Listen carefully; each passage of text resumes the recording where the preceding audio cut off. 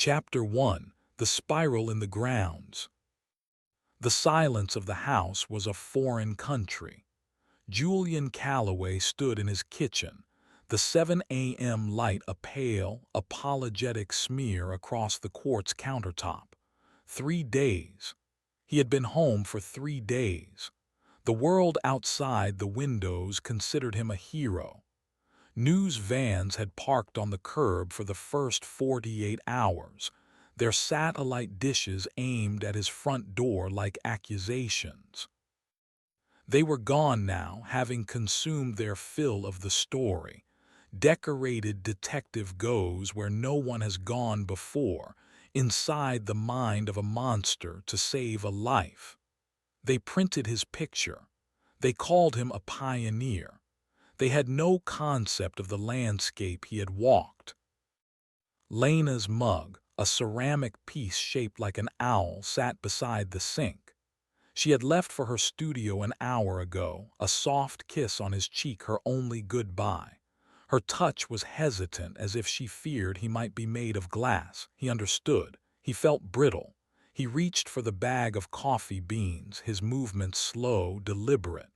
Routine was supposed to be the cure.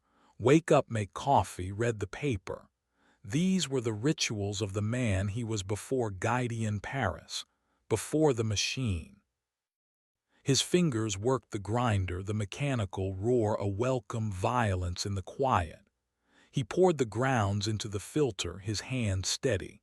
It was his left hand that betrayed him. A slight tremor, a persistent ghost of the feedback from the neural link. Dr. Sharma called it a common side effect. "Your brain ran a marathon in a hurricane," she had said, her voice clinical over the phone. "Expect some phantom limb sensations, tinnitus, visual artifacts." Visual artifacts. He stared down at the coffee grounds in the filter. They had settled into a perfect, elegant spiral. Not a random clumping, but a shape with intent, a flawless Fibonacci sequence rendered in dark brown particles. He blinked. The spiral remained. It was impossible, a trick of the light, a symptom of his exhaustion. He shook the filter basket gently. The pattern dissolved into a mundane mound. Yet the image of it was burned onto the back of his eyes. An architectural perfection in the chaos. Guidian Paris, the architect, had loved spirals. Julian finished preparing the coffee, the machine hissing and gurgling. He leaned against the counter, the cool stone a solid presence against his back. He closed his eyes and saw the inside of Paris's mind again. Not a place of fire and gore, as the papers might imagine. It was a cathedral of concrete and shadow, a brutalist city of impossible angles. Corridors stretched into infinity, lined with doors that opened into memories of exquisite cruelty. He had walked those halls, hunted by the ticker, its clockwork body a symphony of mismatched time. He had hidden from the salt weeper, its saline tears a testament to weaponized sorrow. He had navigated by the whispers of the victims Paris had immortalized in his mental museum.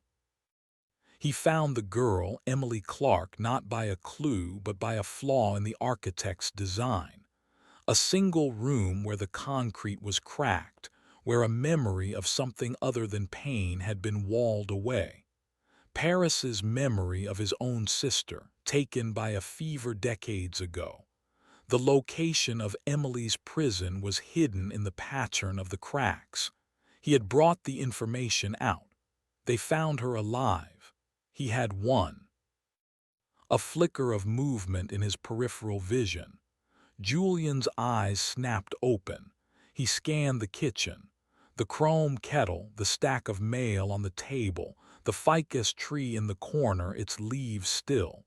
Nothing, another visual artifact, a floater, but this one had shape.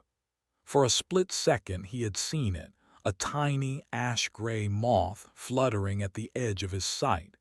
It vanished as soon as he tried to focus on it. The coffee maker gave a final sigh. He poured the black liquid into his own mug, a plain white one with a chip on the rim. The steam rose, carrying the bitter, comforting scent. He took a sip. It tasted normal. Everything was normal. He was a detective who had closed a difficult case. He was a husband in his own kitchen. The moth was a trick of a tired mind. The spiral was a coincidence. He recited these facts to himself, a litany of reassurance.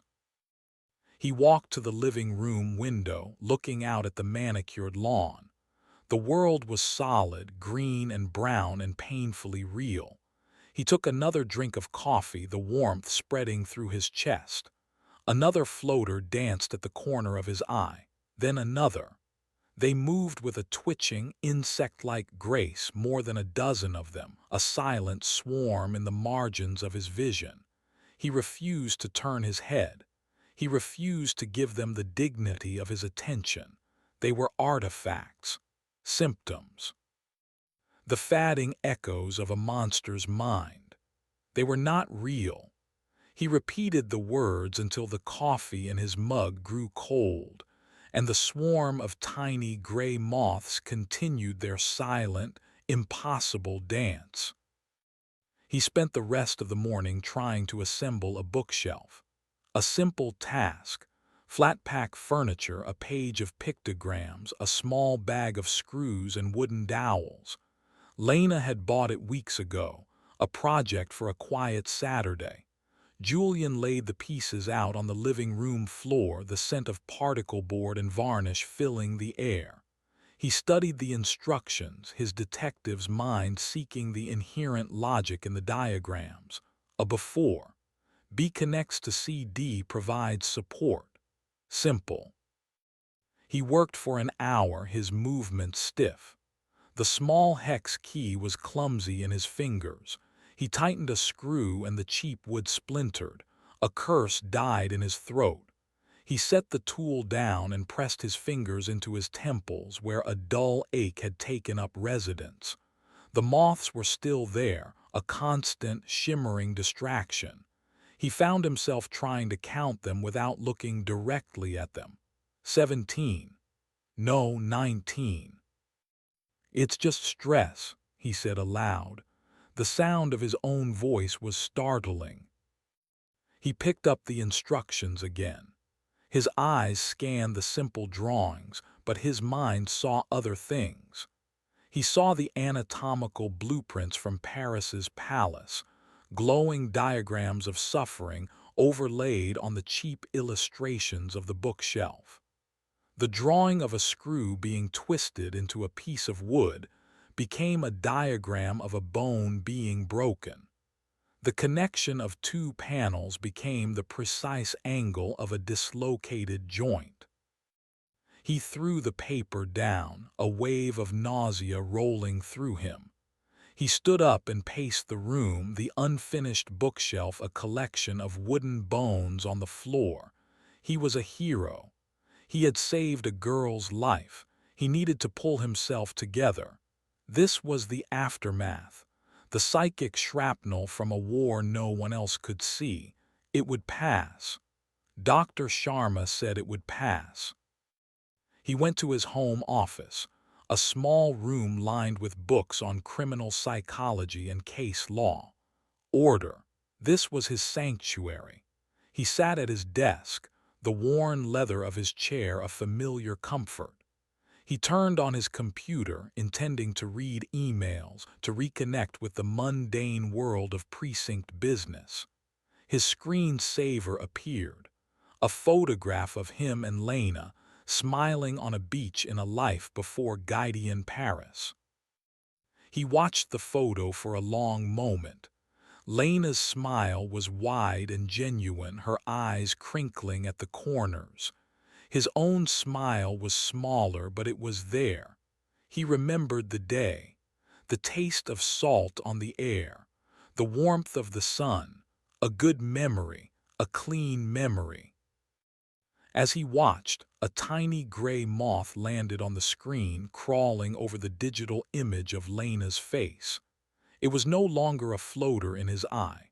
It was there on the screen. He leaned closer, his breath fogging the glass. The moth was impossibly detailed.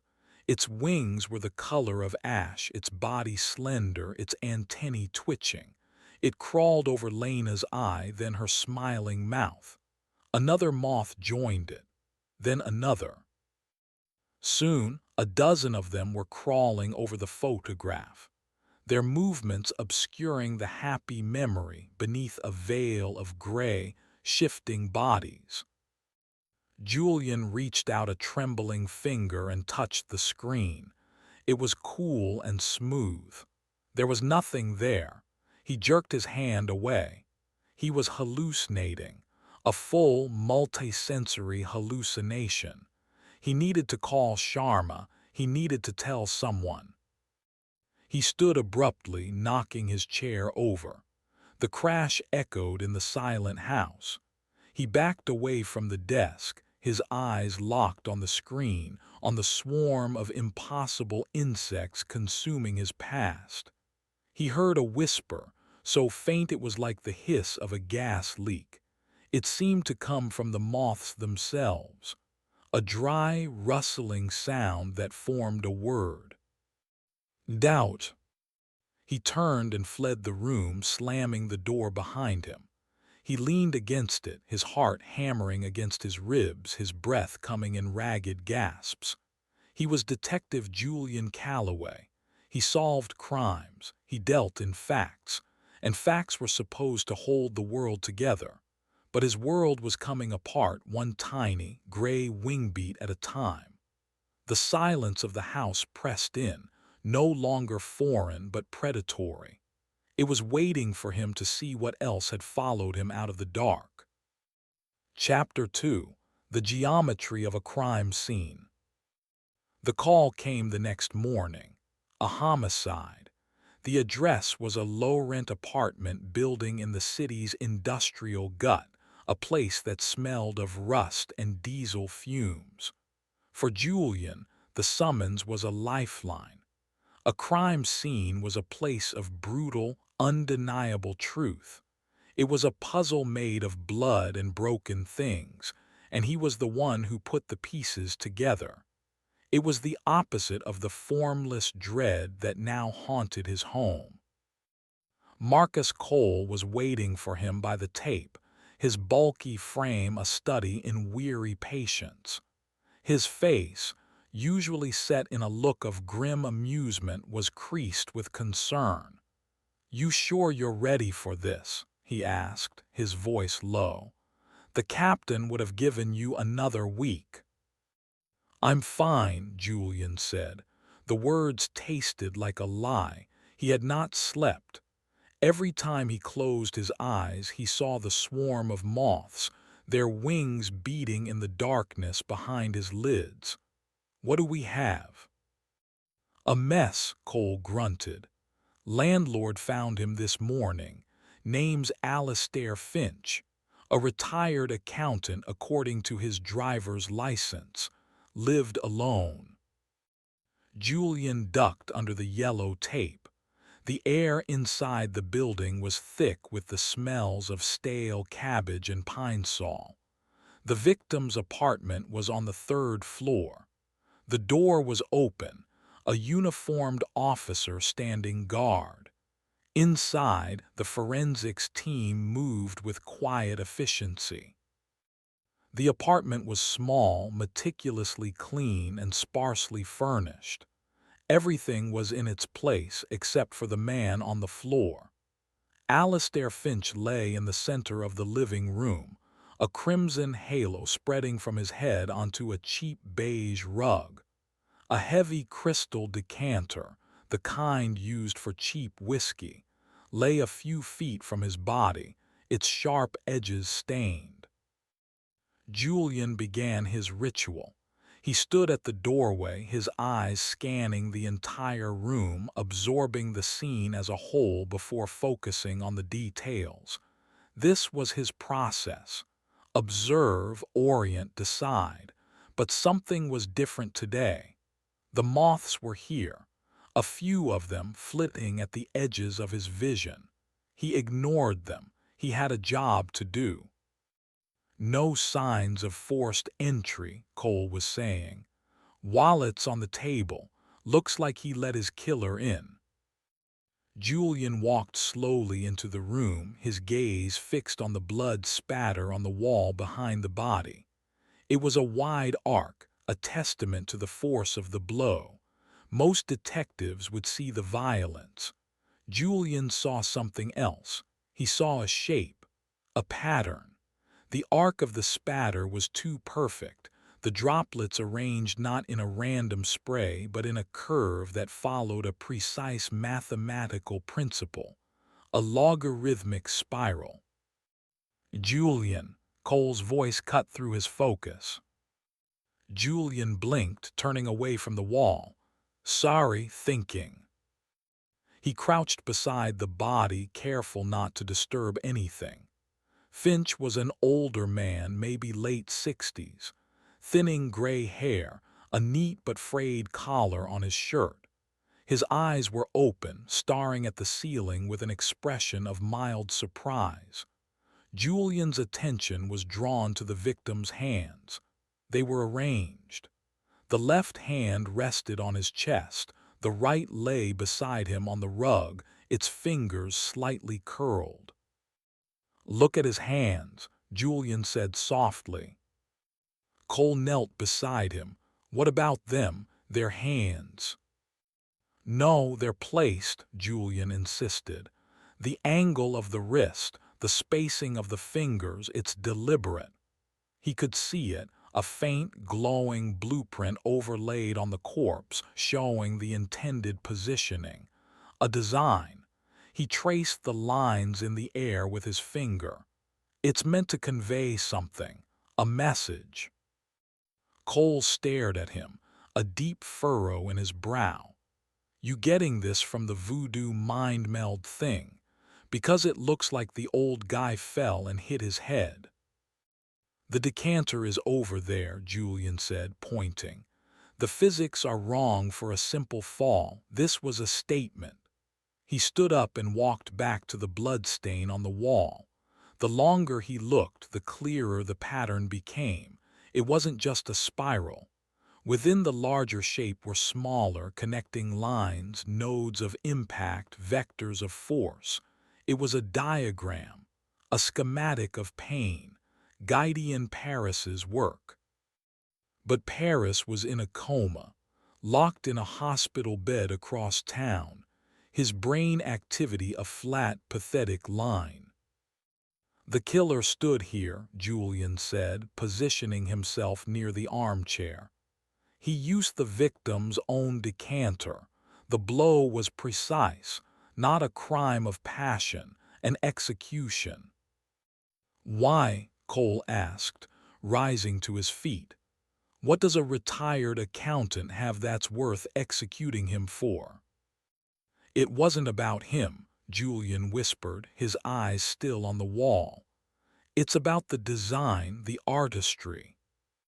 He heard it then, the whispering. It was louder now than it had been in his office, a chorus of dry, rustling voices that seemed to emanate from the moths dancing in his periphery. They weren't speaking words. It was more like they were suggesting concepts, planting ideas in his mind. Order, precision, inevitability. A forensics technician approached them. Detective Calloway, we found something in the bedroom. You should see this. The bedroom was as neat as the living room. The bed was made.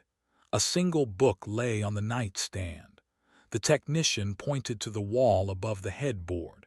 It was covered in newspaper clippings, hundreds of them, pinned to a corkboard in a sprawling, obsessive collage. Every single clipping was about Guidian Paris, the architect, from his first suspected murder to his capture.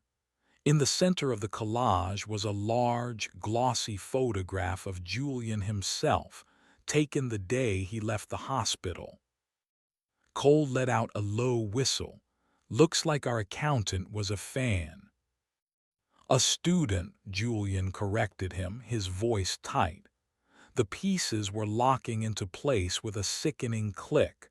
The precision of the crime scene, the deliberate arrangement of the body, the blood spatter shaped like one of Paris's signature spirals. This wasn't just a murder. It was a tribute, a copycat. The whispering grew louder, more insistent. The moths swarmed at the edges of his vision, their numbers growing. Pattern, recognition, continuation. Julian felt a strange, cold clarity settle over him. He could see the whole crime. He understood the killer's motive, his mindset. It was as if he were standing inside the killer's head, looking out through his eyes. He saw the accountant, Finch, inviting the man in. He saw the conversation, the shared obsession. He saw the moment the decanter was raised, not in anger, but with the reverence of a disciple completing a sacred rite. "He's going to do it again," Julian announced. "He's following the architect's original sequence." Paris's first 3 victims formed a geographic triangle on the city map: a bookkeeper, a librarian, an architect. Finch was an accountant, a bookkeeper. Cole was staring at him, his mouth slightly open. "How in the hell do you get all that from a collage and a blood stain?" "I don't know," Julian admitted, but he did know. The spore.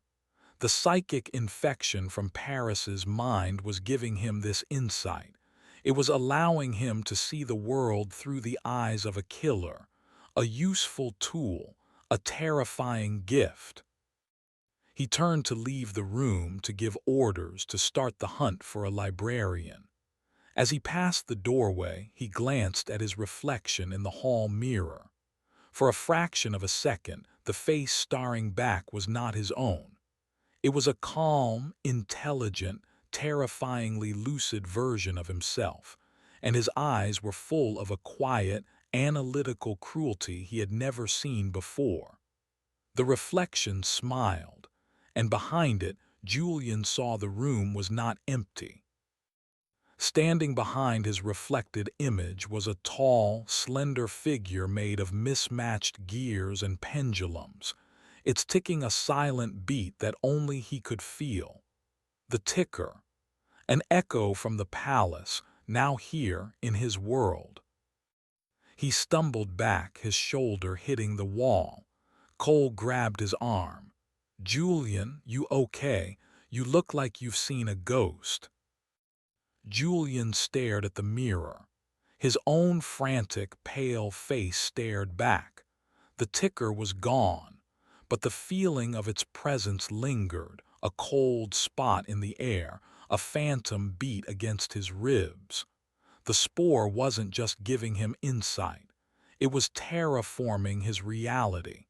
It was building a new palace, and it was inviting the old monsters in. Chapter 3: Redactions in the Margins. The precinct was a hive of controlled chaos.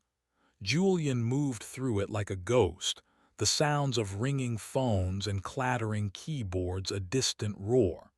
He had presented his theory to Captain Morley. A copycat killer, a student of Guidian Paris, was recreating the architect's first murders. The evidence was thin. A pattern in a blood stain that only he could see, an obsessive collage, and a gut instinct that felt more like a memory. Morley, to his surprise, had given him the go-ahead. His success on the Paris case had earned him a long leash. "Find your librarian, Calloway," she had said, her eyes hard. "But you're on a clock. I can't sell this theory to the brass for long." He was in the records room now, a windowless basement chamber that smelled of decaying paper and dust. He was looking for a connection, some link between Gideon Paris and Alastair Finch. Visitor logs from the prison where Paris was held before his trial. Membership lists for architectural societies. Anything. The doubt moths were his constant companions, a shimmering cloud that hovered just beyond his focus. The whispers had become clearer, not words, but complex ideas. They offered him connections, pointed out patterns in the columns of names. The street name is an anagram. The date of birth matches the address number. The third letter of every fifth name spells a message. It was the logic of madness, the conspiratorial thinking of a paranoid mind, and yet, some of it made a terrifying kind of sense. He worked for hours pulling files, his hands stained with gray dust. Cole checked in on him once. "Find anything?" "Maybe," Julian mumbled, not looking up from a list of library employees he had cross-referenced with city tax records. "You need to eat something, man, and sleep," Cole advised. "You look like hell." Julian waved him off. Sleep was not an option. In sleep, the lines blurred completely. He had dozed off in his armchair the night before and woken up in Paris's concrete cathedral, the grief-eater hunched in the corner, its shroud-like body seeming to absorb the very light from the room. He had woken with a gasp, the feeling of profound, bottomless sorrow clinging to him like a second skin. He found it near midnight, a name. Alastair Finch had taken a community course on the aesthetics of urban brutalism 2 years ago. The instructor was a guest lecturer from the State University. Gideon Paris, there it was, the link. A surge of triumph, cold and sharp, went through him. He scribbled the information on his legal pad, his handwriting tight and precise. He had them. He packed his briefcase, the heavy files a satisfying weight. He would go home. He would show Lena the connection. He would explain that he wasn't crazy, that the patterns were real. He would sleep in his own bed tonight. The drive home was a blur. He parked in the driveway and let himself into the silent house. Lena was asleep. A note on the kitchen counter read, "Dinner is in the fridge, please eat. I love you." The simple, heartfelt words felt like they were from another life. He went to his office to drop his files. He switched on the desk lamp, its yellow light pooling on the polished wood. He opened his legal pad to the page with his triumphant discovery. The page was blank. He stared at it, his mind refusing to process what he was seeing. He flipped through the pad.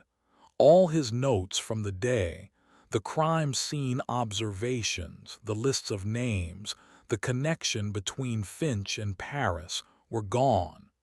The pages were pristine, empty. Panic, cold and sharp, seized him. He tore through his briefcase, dumping files onto the floor. He searched his pockets. Nothing. It was gone, all of it. He hadn't imagined it. He remembered the feel of the pen on the paper, the specific words he had written. He sank into his chair, his head in his hands. An evidence eater. The thought came unbidden. A small, silverfish-like creature he had seen scuttling away from a memory in Paris's palace. It consumed details, ate facts, leaving behind confusing, maddening gaps. Had one followed him out? Was it here in his house, in his office, eating his work? He lifted his head and his eyes fell on the wall where they kept their family photos. A collection of silver frames holding moments of their life together. The beach trip, their wedding day. A picture of Lena standing in the garden she had designed, her hands covered in dirt. a radiant smile on her face. But it was wrong. The smile was there, the garden was there, but her face, it was a smudge, a blur of flesh tones as if an artist had wiped the wet paint away with a thumb. There was no nose, no eyes, no mouth, just a vague, horrifying shape where his wife's features should be, the redacted woman. Julian stood up so quickly his chair flew backward and crashed against the bookshelf. He stared, frozen, at the photograph. This was not a hallucination. This was a physical change. The spore was not just in his head anymore. It was leaking out. It was rewriting his world, redacting the things he loved. He took a step toward the photo, his hand outstretched. He had to touch it to prove it was real. Before his fingers could make contact, he heard a floorboard creak in the hallway. Julian, Lena's voice was thick with sleep. Is everything all right? He spun around. She was standing in the doorway, wrapped in her silk robe, her hair a mess from the pillow. Her face was perfect, her eyes filled with worry, her mouth turned down at the corners. Every detail was there. He could see her. He didn't know what to say. He glanced back at the photo on the wall. Lena's face was there, smiling, perfectly normal. The smudge was gone. He must have imagined it, a waking nightmare brought on by stress and lack of sleep. It had to be. "I'm sorry I knocked over the chair," he said, his voice hoarse. "Didn't mean to wake you." She walked toward him, her bare feet silent on the hardwood floor. She put her hand on his cheek. Her skin was warm, real. "You're burning up, Julian. You feel feverish. Come to bed." He let her lead him from the room, but he looked over his shoulder one last time at the wall of photos. They all seemed normal. He was losing his mind. The work was getting to him. The case was getting to him.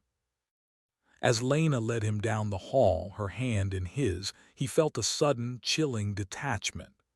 It was the feeling he'd had in the palace when the cord cutter, the childlike thing with scissor hands, had approached him. It snipped the connections. It left you hollow.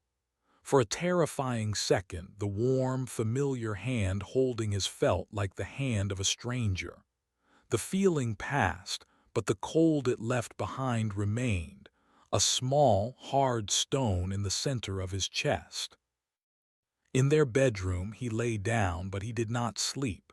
He watched Lena as she slept, the gentle rise and fall of her chest, the way she murmured in her dreams. He was supposed to be her protector, but the greatest threat to her was lying in bed beside her. The spore was an invisible poison, and he was the carrier. It had tried to redact her from a photograph. What would it do next? The thought was colder and sharper than any blade. It wasn't enough to solve the copycat's crimes. He had to fight the war inside his own head, a war whose chief casualty could be the woman sleeping peacefully beside him. Chapter 4: A Consultation with the Ghost. The address Julian drove to was not in a medical district. It was a nondescript building of smoked glass and steel, tucked away in a corporate park that bordered a protected marshland. Not in neuroanalytics. The company's name was intentionally bland. Its work was not. This was where the machine that had sent him into Guidian Paris's mind had been born, and it was where he hoped to find Dr. Anya Sharma.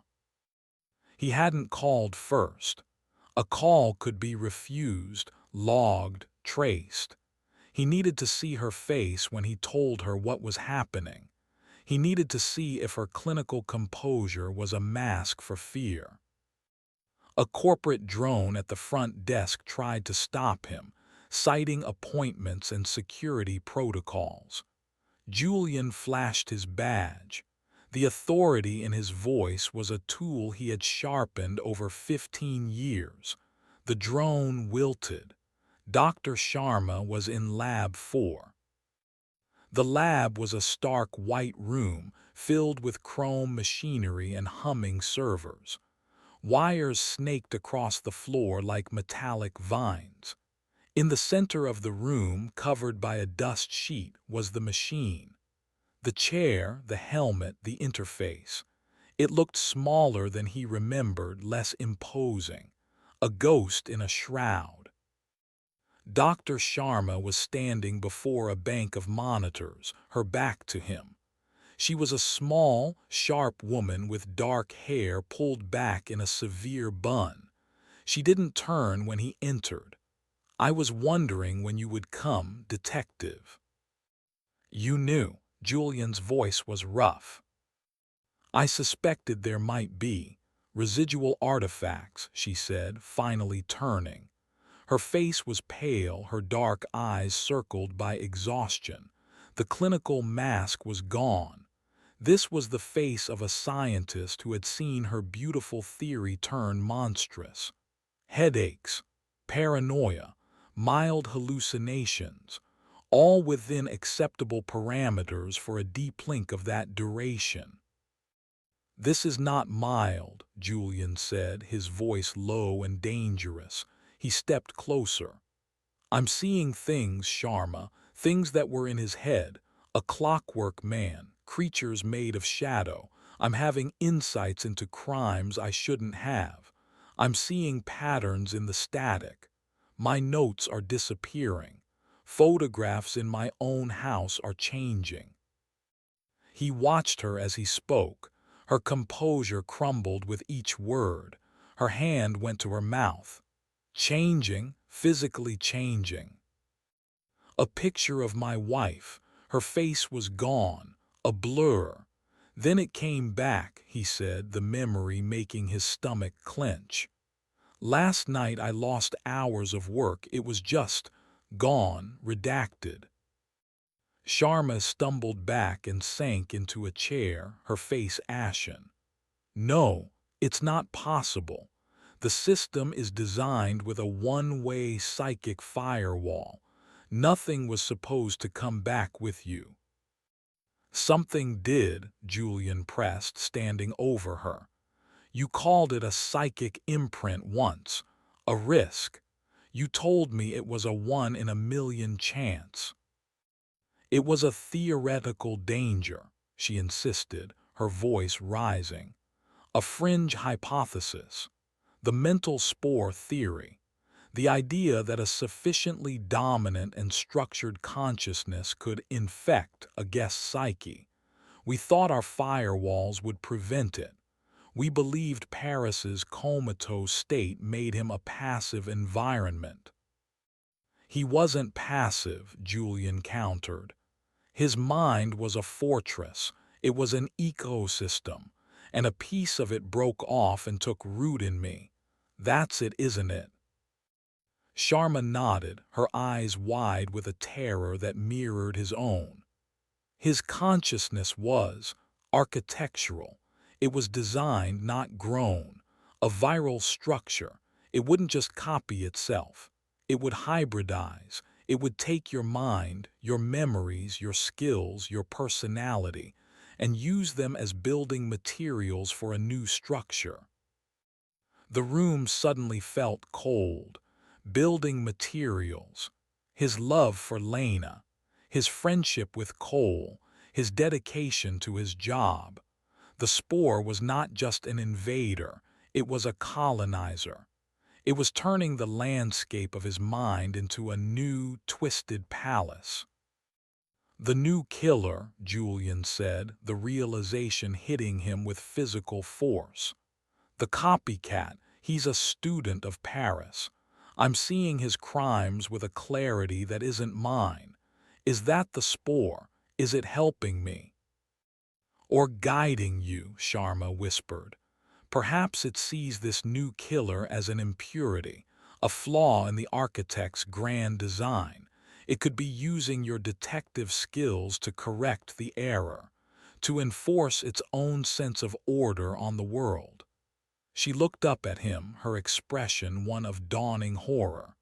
Oh God, what is it making you see? What is it making you want? The question hung in the air between them. Julian thought of the cold satisfaction he felt at the crime scene, the thrill of understanding the killer's brutal logic. He thought of the reflection in the mirror, the calm, cruel smile on a face that was almost his. He thought of the whispers of the doubt moths, urging him towards a new kind of clarity. "There's more," Sharma said, her voice barely audible. "The machine. It doesn't just read the host mind, it records. It makes a copy of the entire psychic session, an echo for data analysis." She gestured toward one of the humming server towers. "Paris's entire mental palace is in there, and so is the recording of your journey through it, including the moment the spore must have jumped." "Can you find it?" Julian demanded. "Can you isolate it? Can you tell me how to fight it?" "I don't know," she confessed, looking at the humming server as if it were a bomb. "To do that, I'd have to analyze the recording. I would have to go back into the data stream. I would have to watch." A silent understanding passed between them. She was terrified, not just for him, but of the data stored on her machines.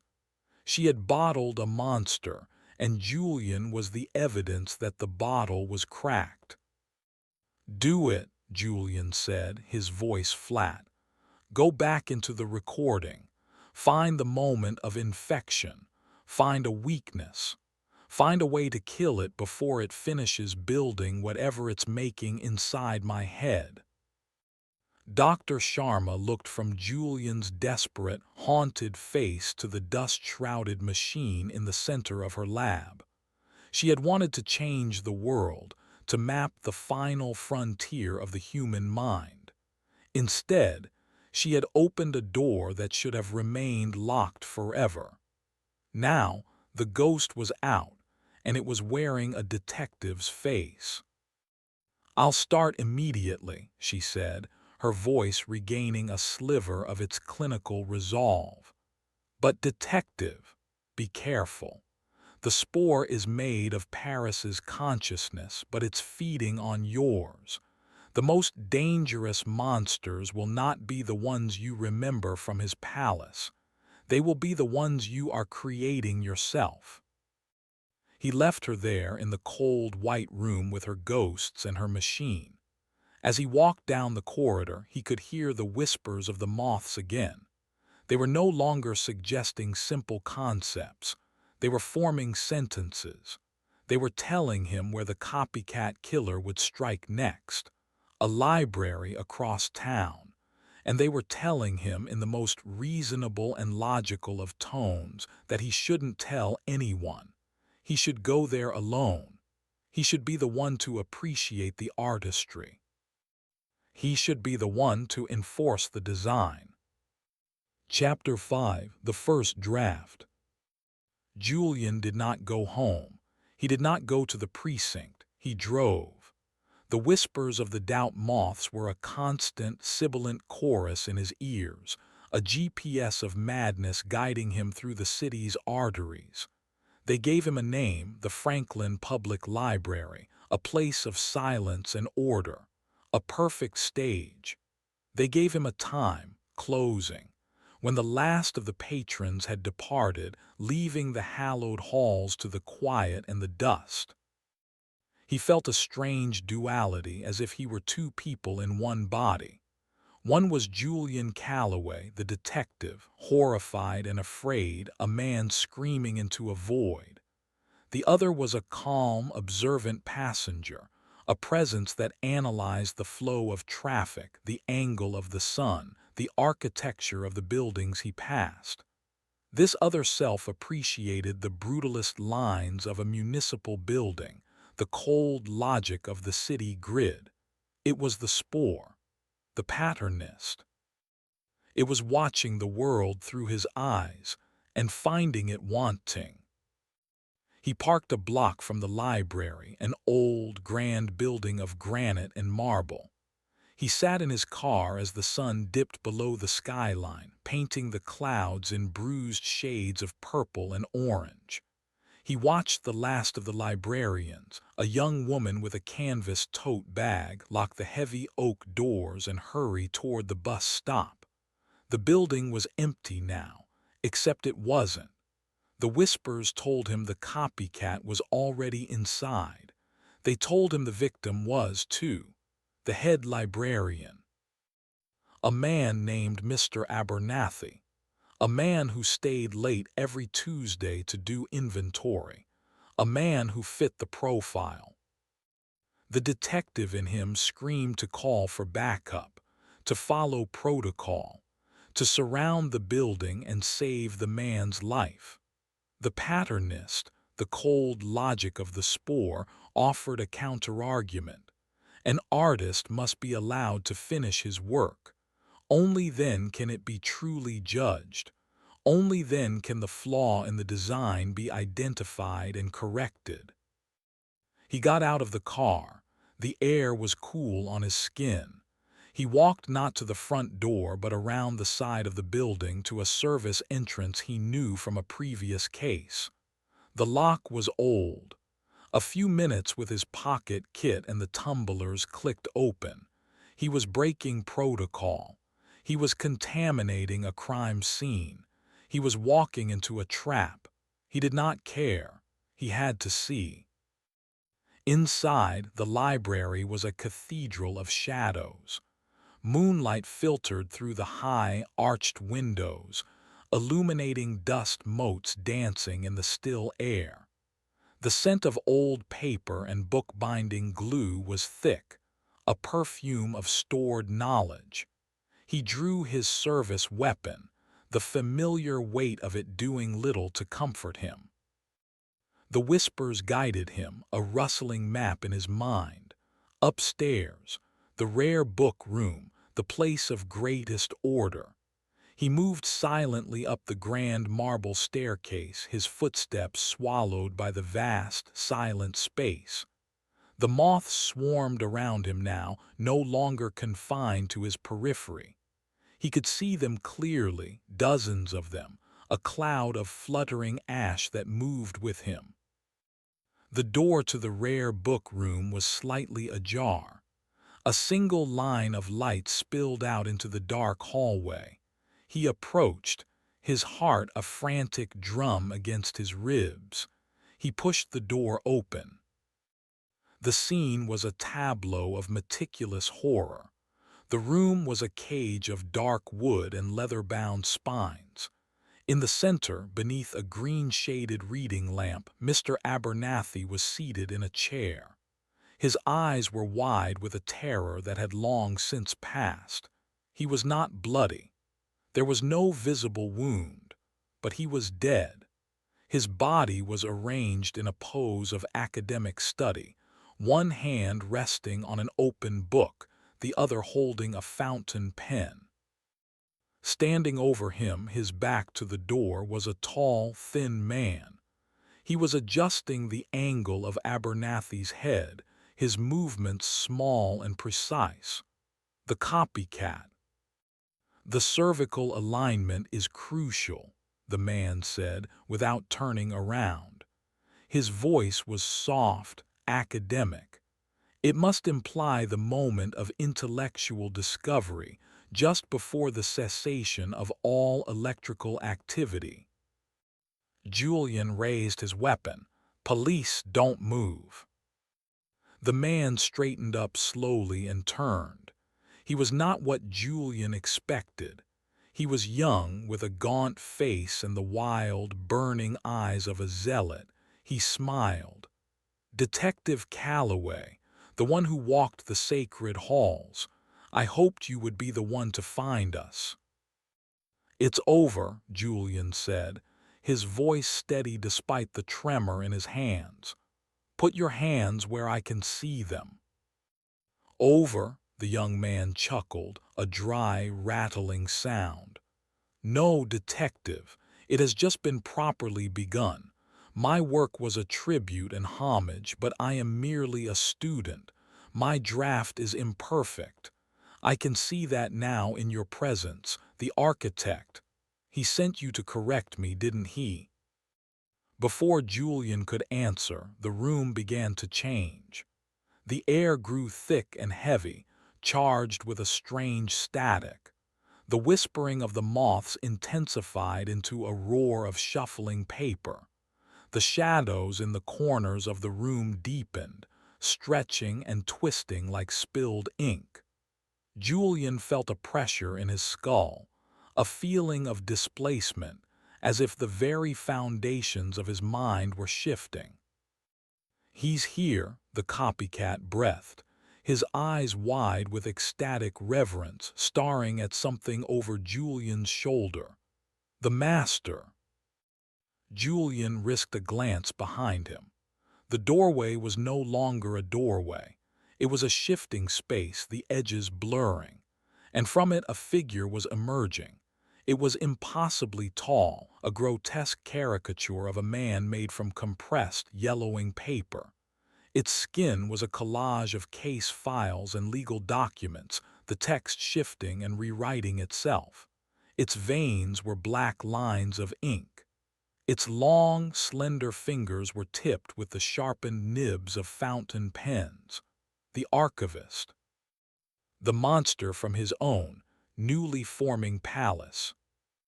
It did not look at the copycat, it looked at Julian. A voice entered his mind, a voice not of sound but of pure, cold text. "This one is a flawed copy, an unauthorized reproduction. It must be redacted." The archivist raised one of its pen-tipped hands and pointed at the young killer. The zealot's face, which had been alight with joy, contorted in confusion, then terror. He opened his mouth to scream, but no sound came out. The text on the archivist's skin began to move faster, swirling like a vortex. The copycat began to fade. His edges grew blurry, his colors washed out. It was like watching a photograph being dissolved in solvent.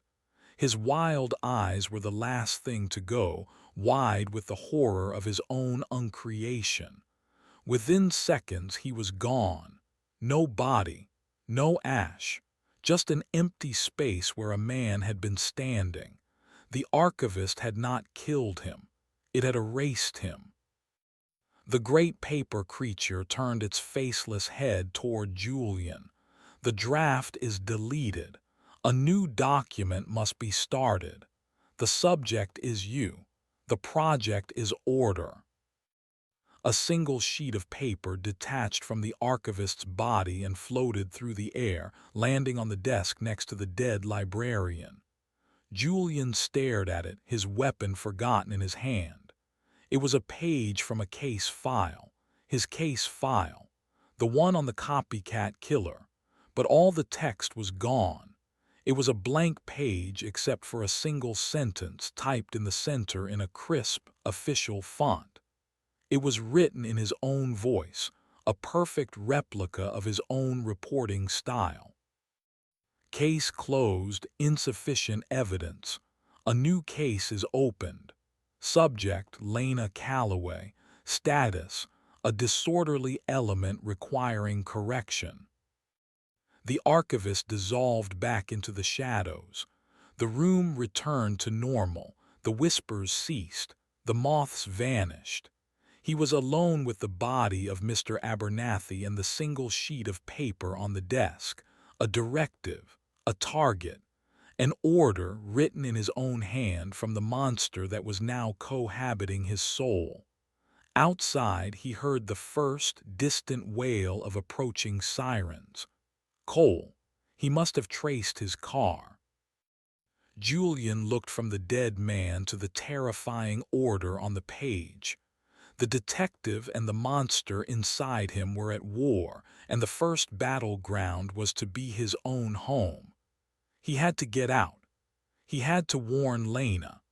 But as he turned to run, a cold, logical voice, his own voice, whispered in the back of his mind. The subject is disorderly. The project is order. The tools are in your hand. Chapter 6. An acceptable narrative. The wail of the sirens grew from a distant cry to an immediate, serrated scream. Julian ran. He did not take the stairs but vaulted over the marble balustrade, landing hard on the polished floor below, the impact jarring his teeth. Every instinct, every year of training told him to stay, to secure the scene, to be the first point of contact for the responding officers. But the detective in him was a passenger now, gagged and bound in the back of his own skull. The patternist was at the wheel, and its logic was cold and absolute. You cannot explain the erased. You cannot testify to the impossible. To remain is to be caught in a lie. To be caught is disorderly. He burst through the service door into the cool night air, gasping. He did not look back. He sprinted down the alley, the slap of his leather shoes on the asphalt a frantic, uneven rhythm. He slid into his car, his hands fumbling with the keys, his gaze fixed on the rearview mirror. The first patrol car, lights strobing, screamed past the end of the alley. He had made it out. The drive home was a fugue state. He took side streets, his route a jagged, inefficient path designed to avoid the main arteries where he might be spotted. The page from the archivist, the new case file, was in the pocket of his jacket. He could feel its weight, a small, square anchor pulling him down. Subject: Lena Calloway. Status: a disorderly element requiring correction. It was a death sentence and a command. When he finally pulled into his driveway, the house was dark except for a single lamp in the living room. Lena, she was waiting up. He cut the engine and sat in the humming silence of the car, the dread of physical pressure in his chest. How could he walk in there, look at her, knowing what the thing inside him wanted to do? The spore wasn't a separate entity anymore. It was a part of him. Its desires were a dark harmony to his own thoughts, the desire for order, for permanence, for quiet. He got out of the car. He walked up the stone path, each step a colossal effort. He unlocked the door and stepped inside. Lena was on the sofa, curled under a knitted blanket, a book lying open on her chest. She had fallen asleep waiting for him.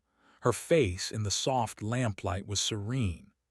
The lines of worry that had taken up residence around her eyes were smoothed away in sleep. She was beautiful, she was chaos, she was life.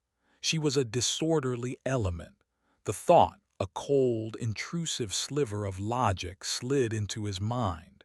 He recoiled from it, a silent, violent rejection. He walked to the sofa and gently touched her shoulder. Her eyes fluttered open. "Julian," she sat up, the blanket pooling in her lap. "What time is it? Is everything?" She trailed off as she saw his face. His mud-streaked shoes, the wildness in his eyes. What happened? "A case," he said, the lie tasting of ash. "It went sideways." "Are you hurt?" she asked, her voice sharp with concern as she reached for his hand. He let her take it, her touch a small, warm flame against his icy skin. He had to protect her, from the world and now from himself. "No, I'm not hurt, just tired." His phone buzzed in his pocket. He pulled it out. The screen read, "Marcus Cole, He knew what this was, the questions, the demands for an explanation. He had to build the lie now, a fortress of words to hide the impossible truth. He answered, "Cole." "Where the hell are you?" His partner's voice boomed, stripped of all friendliness. "The whole damn precinct is at the Franklin Library. We've got a dead librarian, and the responding officers said the place was locked up tight. But security footage shows you going in the side door 20 minutes before the alarm was tripped, and coming out again in a damn hurry just before my guys arrived. You want to tell me what's going on, Julian?" Julian closed his eyes, leaning against the wall. He began to construct the narrative, pulling pieces from protocol and procedure, twisting them into a new shape. "I was following a lead on the copycat. It came through a confidential informant. It was time-sensitive. I didn't have time to call it in." "A confidential informant? We don't have one on this case," Cole shot back. "A new one. Walk in, scared," Julian improvised, the words flowing with a chilling ease. "He gave me the library, the victim's name, said the kill was going down tonight. I went in alone. I know bad form, but it was a judgment call." "A judgment call?" Cole's voice was incredulous. "What did you find?" "I found the Vic, just like the CI said. And I found the killer," Julian said, his voice dropping. This was the heart of the lie, the part that had to hold. "I confronted him. He wasn't alone. There was a second man, big guy, waiting in the stacks.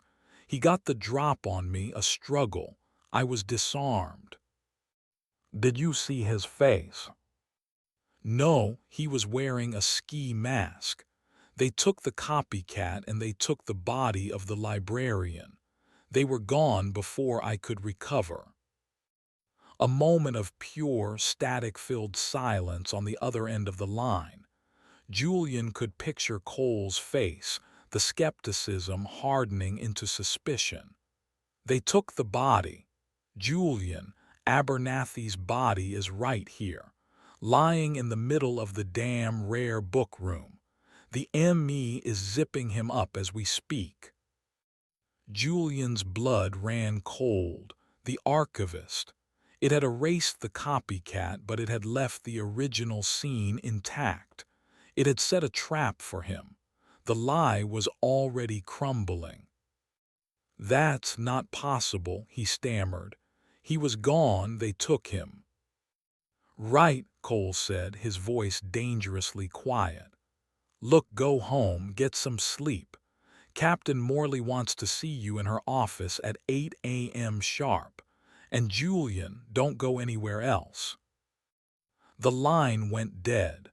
Julian lowered the phone. He had failed. The lie was pathetic, transparent. Cole knew. He didn't know the truth, but he knew Julian was lying. He had just made himself the primary suspect in a murder he had come to investigate. "Julian, what's wrong?" Lena was standing now, her face a mask of fear.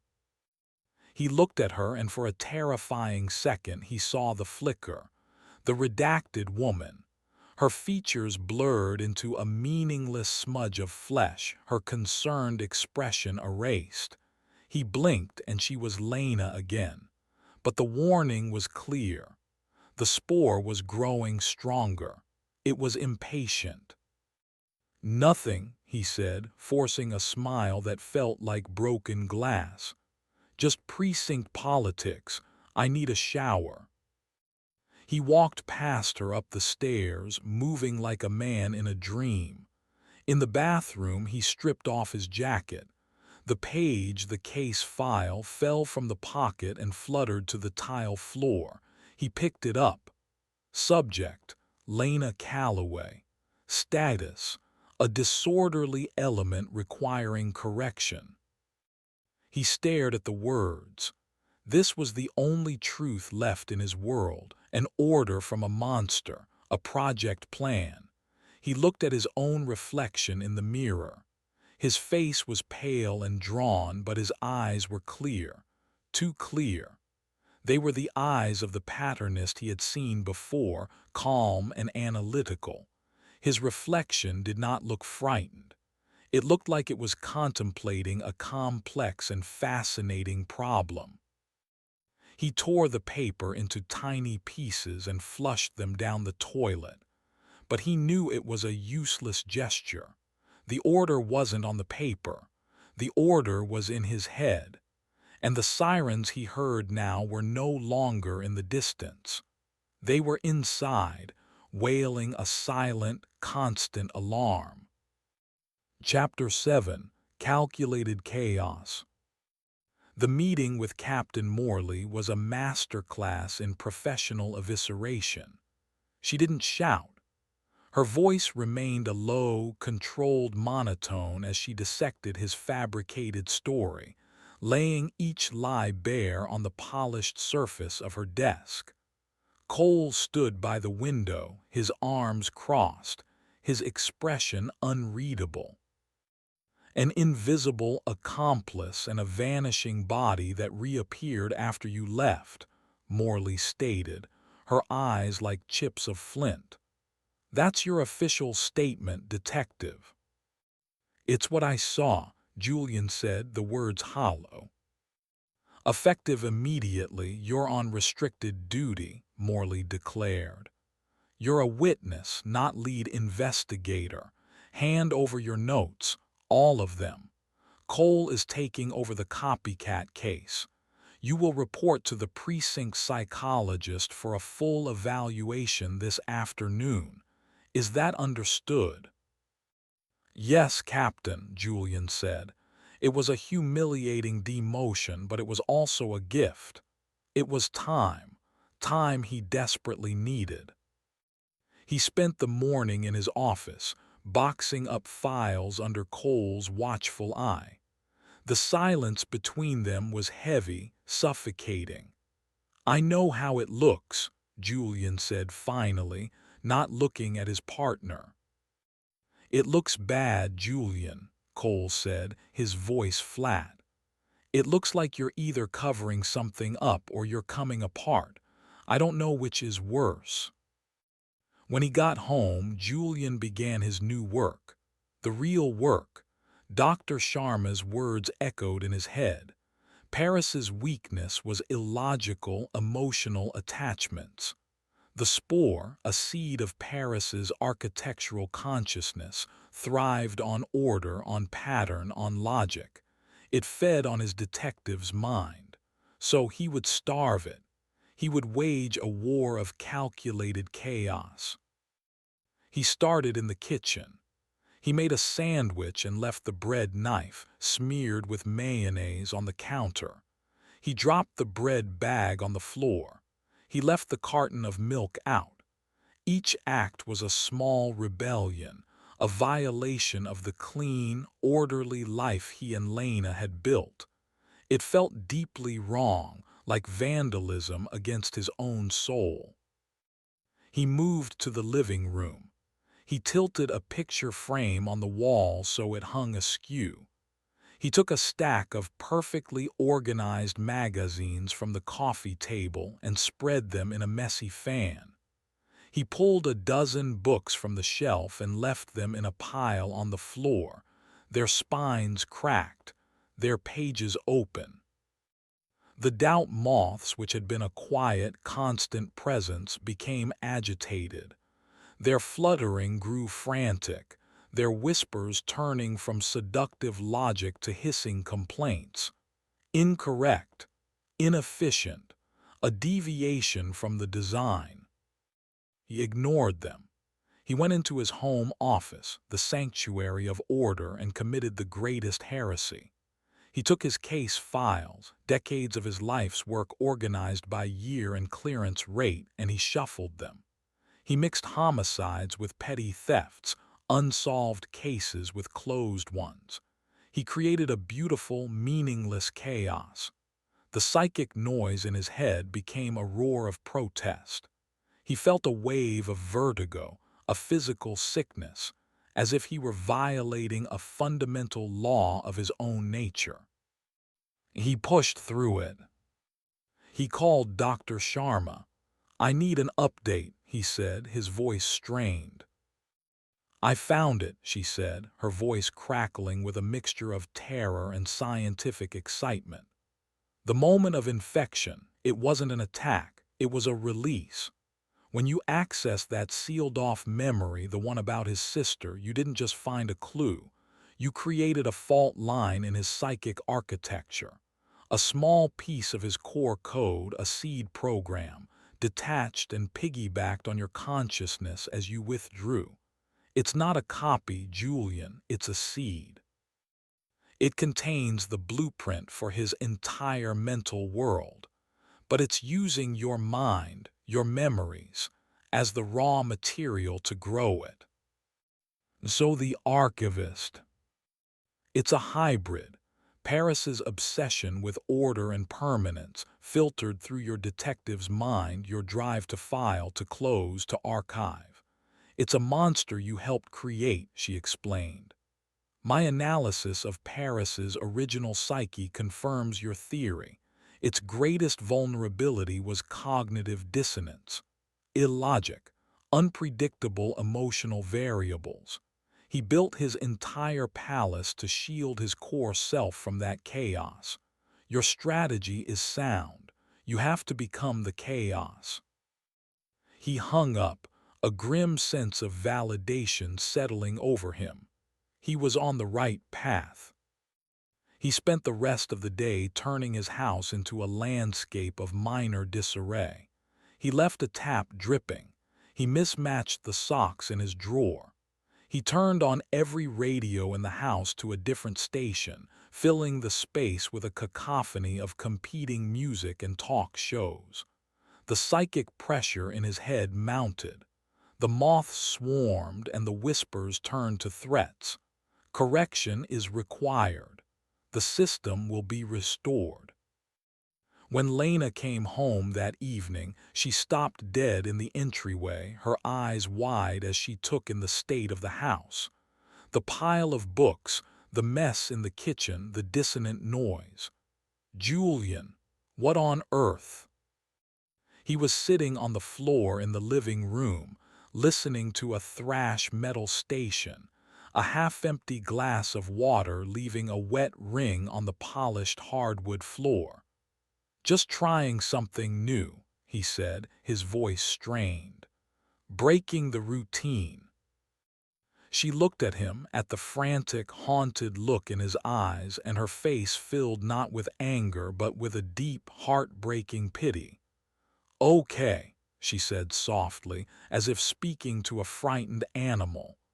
"Okay, Julian, we can try something new." She did not clean up. She walked through the chaos he had created, her movements careful, and sat on the floor beside him. She did not speak but took his hand. Her presence was an anchor of pure, illogical, unconditional love. In that moment the whispers in his head fell silent. The moths retreated. For the first time in days, there was a moment of peace in his mind. He held her hand, a drowning man clinging to a piece of wreckage. The peace lasted for 2 hours. They ordered a pizza and ate it out of the box on the living room floor. They talked about nothing important. It felt almost normal. Later, while Lena was in the shower, Julian walked back into the kitchen for a glass of water. He froze. The knife was clean back in the butcher block. The bread bag was in the pantry. The milk was in the refrigerator. He ran to the living room. The books were back on the shelf in alphabetical order. The magazines were in a neat stack. The picture frame was perfectly level. Every act of chaos he had committed had been undone. The house was pristine, more orderly than he had ever seen it. The spore wasn't just in his head anymore. It wasn't just leaking. It was learning. It was asserting control over his environment. He was no longer just a host. He was a prisoner in a cell that was slowly, meticulously being perfected around him. And then he heard the sound, a faint, sad whimpering coming from the back door, a desperate scratching against the wood. Chapter 8: The Wrong Kind of Mercy. The whimpering was a sound of pure, helpless misery. It cut through the unnatural quiet of the house, a small, desperate plea. Julian stood motionless, listening. The detective in him catalogued the sound, canine, small, in distress. The man in him, the husband, the person who once felt empathy without analyzing it, felt a pang of pity. But the patternist, the cold observer in his skull, was suspicious. An anomaly, an unscheduled variable. Investigate but do not engage. "What is that?" Lena called from the top of the stairs, a towel wrapped around her hair. "Sounds like a dog," Julian said, walking towards the back door. He looked through the peephole. Curled on their welcome mat, shivering in the growing dark, was a small, scruffy terrier mix. Its fur was matted with rain and mud. It looked up at the door, its eyes large and impossibly sad. It lifted one paw as if to show him it was injured. "Oh, the poor thing," Lena said, coming to stand behind him, peering over his shoulder. "We have to help it." Her reaction was immediate, compassionate, human. It was everything the spore was not. For a second, her simple kindness felt like a weapon against the cold logic infesting him. Helping the dog was an act of chaos, an embrace of the unpredictable. It was part of the fight. "Stay here," he said, his voice firm. "Lock the door behind me." He stepped out into the damp evening air. The dog didn't bark or run. It just lay there, whimpering softly, watching him with those intelligent, mournful eyes. Julian knelt, moving slowly. "Hey there, boy, it's okay." He gently examined the paw it had been favoring.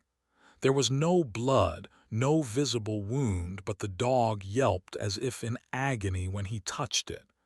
Its leg was bent at a slightly unnatural angle. A fracture, maybe. It needed a vet. He looked at the dog's collar. There was a small, tarnished metal tag. He carefully turned it over. It was blank. No name, no address, no number, anonymity, a tool of deception. The spore's thought was cold and immediate. He pushed it away. It was a stray, a lost, hurt animal, that was all. He scooped the small dog into his arms. It was surprisingly light. It licked his hand once, then rested its head against his chest, shivering. A surge of protective feeling, raw and real, overwhelmed him. It felt good. It felt human. He carried the dog through the house past Lena. "There's an all-night animal hospital over on Westmoreland," he said. "I'm taking him." "Be careful, Julian," Lena said, her eyes following him, a flicker of something, hope perhaps, in her expression. This was something she understood. Her husband, the good man, helping a helpless creature. He put the dog on a towel on the passenger seat of his car. It curled up, watching him. He started the engine and pulled out of the driveway. The animal hospital was 20 minutes away in a run-down industrial part of town. The address was one he knew. He'd had to put down a family pet there as a boy. A clean, sad memory. As he drove, he felt a strange sense of calm. The whispers of the moths were gone. The feeling of being watched had faded. Maybe this was the key. Not just creating chaos, but actively engaging with the world, with empathy, with things the architect's mind could not comprehend. The streets grew darker, the buildings more dilapidated. Warehouses with broken windows stared down like empty eye sockets. He turned onto Westmoreland. The street was deserted. He slowed, looking for the familiar blue and white sign of the animal hospital. It wasn't there. He drove to the address he remembered, 1417 Westmoreland. The building was an abandoned warehouse. Its metal doors rusted shut, graffiti scrawled across its brick facade. He pulled over, the engine idling. A mistake.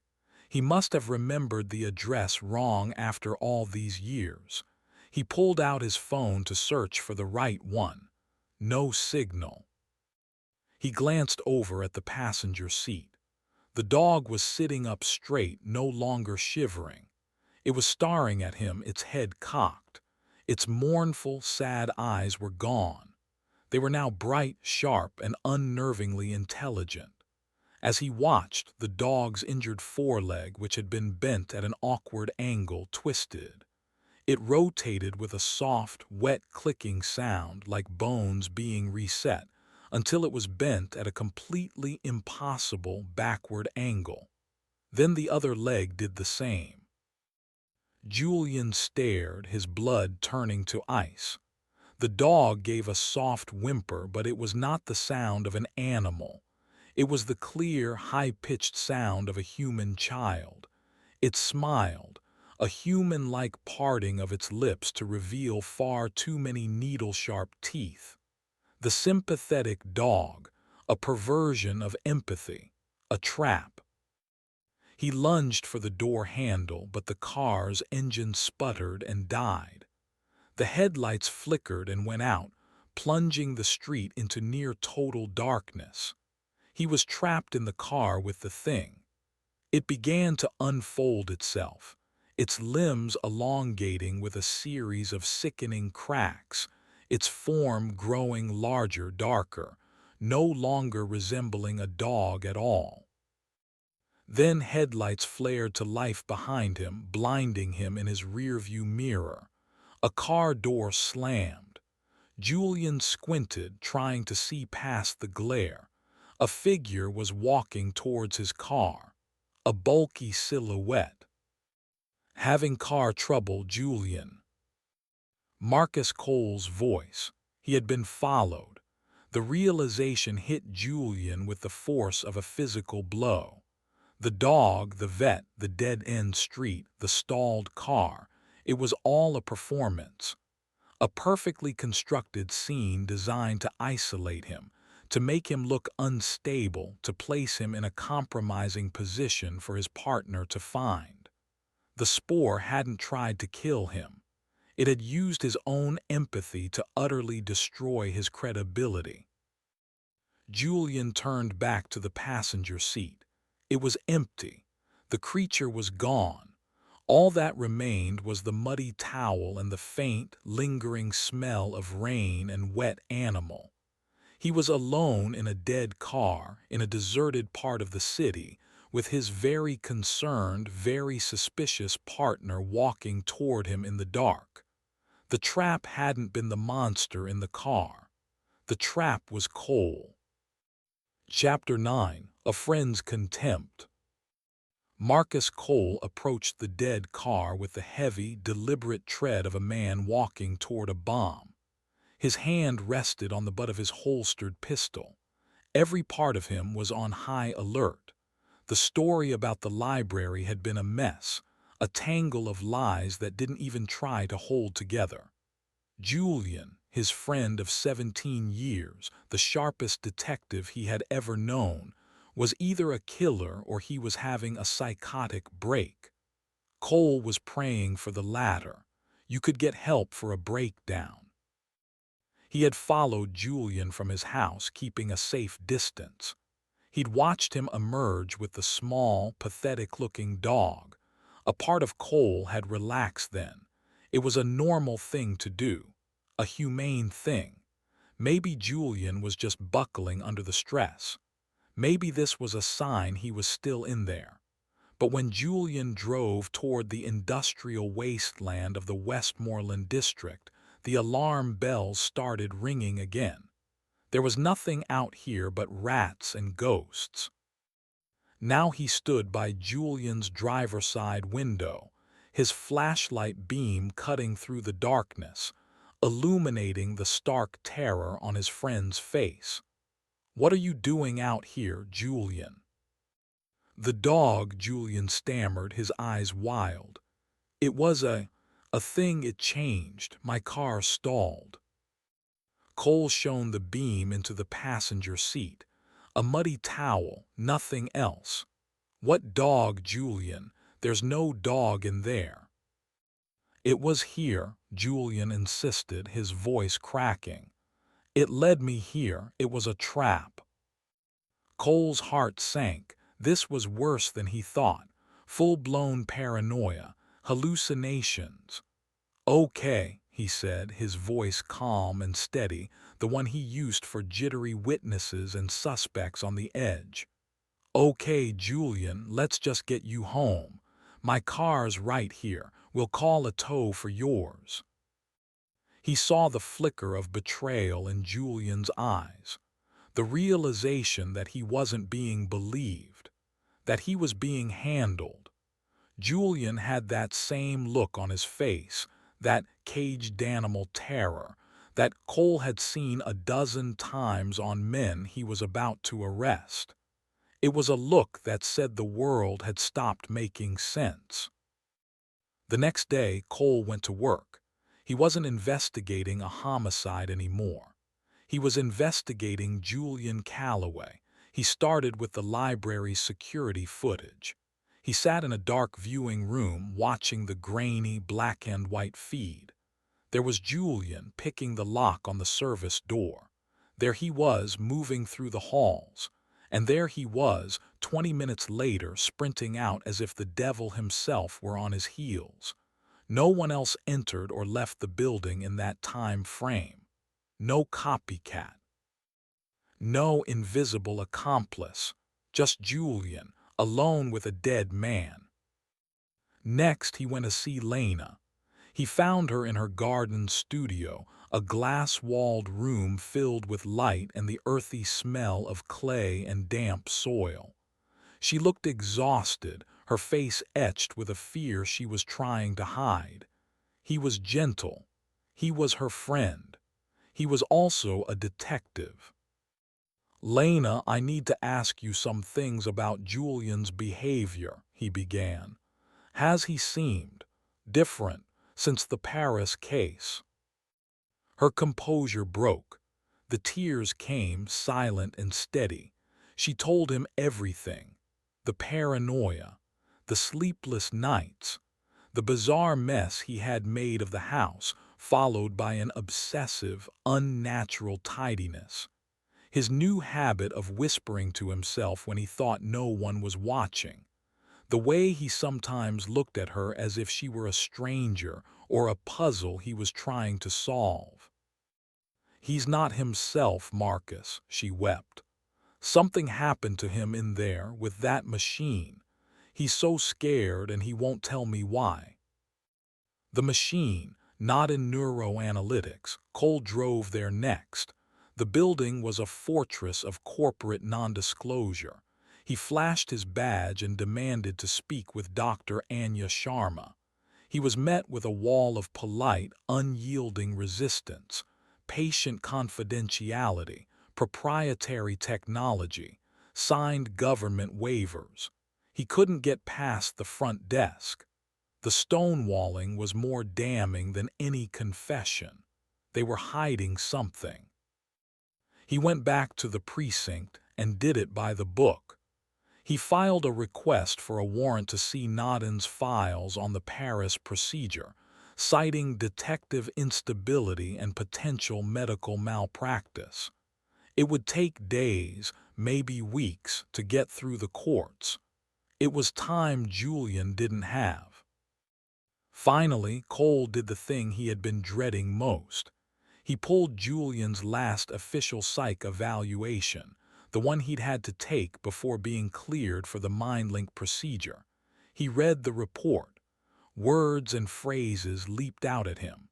Subject displays an exceptionally high aptitude for pattern recognition, a methodical, almost architectural, approach to problem solving, a tendency to suppress emotional responses in favor of logical analysis.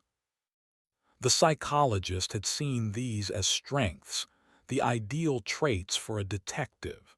But reading them now, in the context of Julian's unraveling, they sounded like vulnerabilities. They sounded like a blueprint for the kind of mind that, if it broke, would break along very specific, very orderly, and very dangerous lines. He had enough, more than enough. He went to Captain Morley's office and closed the door. He laid it all out. The lies about the crime scene, the impossible story about the dog, Lena's testimony, Nodin's refusal to cooperate, the worrying psych report. "He's a danger to himself and maybe to others," Cole said, the words feeling like stones in his throat. "I'm not saying he killed Abernathy. I'm saying he's lost his damn mind. I'm requesting he be placed on mandatory leave and put under psychiatric observation. We need to get him help, Captain, before he does something he can't come back from." Morley listened, her face grim. She steepled her fingers, her gaze fixed on the file Cole had assembled. It was a portrait of a good man's descent into madness. She looked at Cole, seeing the toll this was taking on him, the agony of a man forced to hunt his own friend. "All right, Cole," she said, her voice heavy with resignation. "Make the call. Tell him he's suspended. Have him turn in his badge and weapon. I'll sign the order for the 72-hour hold myself." Cole walked back to his desk, his heart a leaden weight in his chest. He picked up the phone to call Julian to deliver the final professional betrayal. He was doing the right thing. He was saving his friend. He had to believe that. Because the alternative, the terrifying possibility that Julian was right, that there really was a monster, was not something his orderly, logical world could ever hope to contain. Chapter 10: An Eviction Notice. The call from Captain Morley was an execution. Julian stood in his living room, the phone pressed to his ear, and listened as his career was dismantled in under a minute. Suspended. Psych evaluation. Badge and weapon to be surrendered immediately. He was no longer a detective. He was a case. A problem to be managed. He hung up without a word. The last tether to the world he knew, the world of rules and reason, had been cut. Cole had done it. His friend. The ultimate betrayal, delivered with the best of intentions. Lena found him standing there, staring at the wall. "What is it?" she asked, already knowing the answer from the look on his face. "I'm suspended," he said, his voice a dead monotone. "They think I'm unstable. They're putting me on a psychiatric hold." "No," she breathed, her hands flying to her mouth. "They can't." "They can," he said. He looked at her, at the raw terror in her eyes, and the redacted woman flickered over her face again, stronger this time, the blur lasting for a full 2 seconds. The spore was celebrating its victory. It had successfully isolated him from his allies, disarmed him, and stripped him of his authority. The board was cleared. The final phase of the project could begin. He felt a wave of profound, hopeless exhaustion. He couldn't fight anymore. The world thought he was insane. Maybe it was right. Maybe the moths and the monsters were just the wiring in his brain shorting out. "I need to be alone for a bit," he told Lena, his voice gentle. "I need to think." He went into his office and closed the door. He sat in his chair in the gathering dark, the room silent. He was well and truly beaten. The spore had won. He closed his eyes not to sleep but to surrender. He let go of the struggle, and for the first time he willingly walked into the architecture of his own mind. He found himself in the quiet room, his last mental sanctuary. It was a perfect replica of a precinct interrogation room. Gray walls, a metal table, 2 chairs, and a single bare light bulb hanging from the ceiling. This was the core of his true self, a place of questions, answers, and hard, uncomfortable truths. But it was not empty. Sitting in the opposite chair, calm and composed, was the patternist, his reflection from the mirror. He looked exactly like Julian, but rested, confident, and sane. He had a file open on the table before him. "It didn't have to be this messy," the patternist said, his voice a perfect copy of Julian's own. "Resistance is an inefficient variable. It creates unnecessary complications." "What do you want?" Julian asked, his mental voice weak. "What you have always wanted," the patternist replied, gesturing around the gray room. "To solve the case, to close the file, to restore order." He pushed the file across the table. It was the one the archivist had created. Subject: Lena Calloway. "She is the primary source of chaos in your life," the patternist explained calmly. "Her emotional unpredictability, her illogical attachments, her very nature is a constant disruption to the system. She is the loose variable that prevents the equation from being solved." He opened the file. Inside were not photos but visions, playing out like movies on the page. He showed Julian a vision of Lena in a car crash, a random, chaotic event that could be prevented. He showed him a vision of Lena leaving him, her heart broken by his descent into a madness she could not understand. He showed him a future of pain and disorder, all stemming from her. "There is a solution," the patternist said, its voice reasonable, persuasive. "A way to protect her, to preserve her, to remove her from the chaos of the world and place her in a state of perfect, permanent order. No more pain, no more fear. A closed case. It is the most logical, most merciful act." It was the architect's philosophy, spoken in Julian's own voice, a terrifyingly sane argument for an unspeakable act.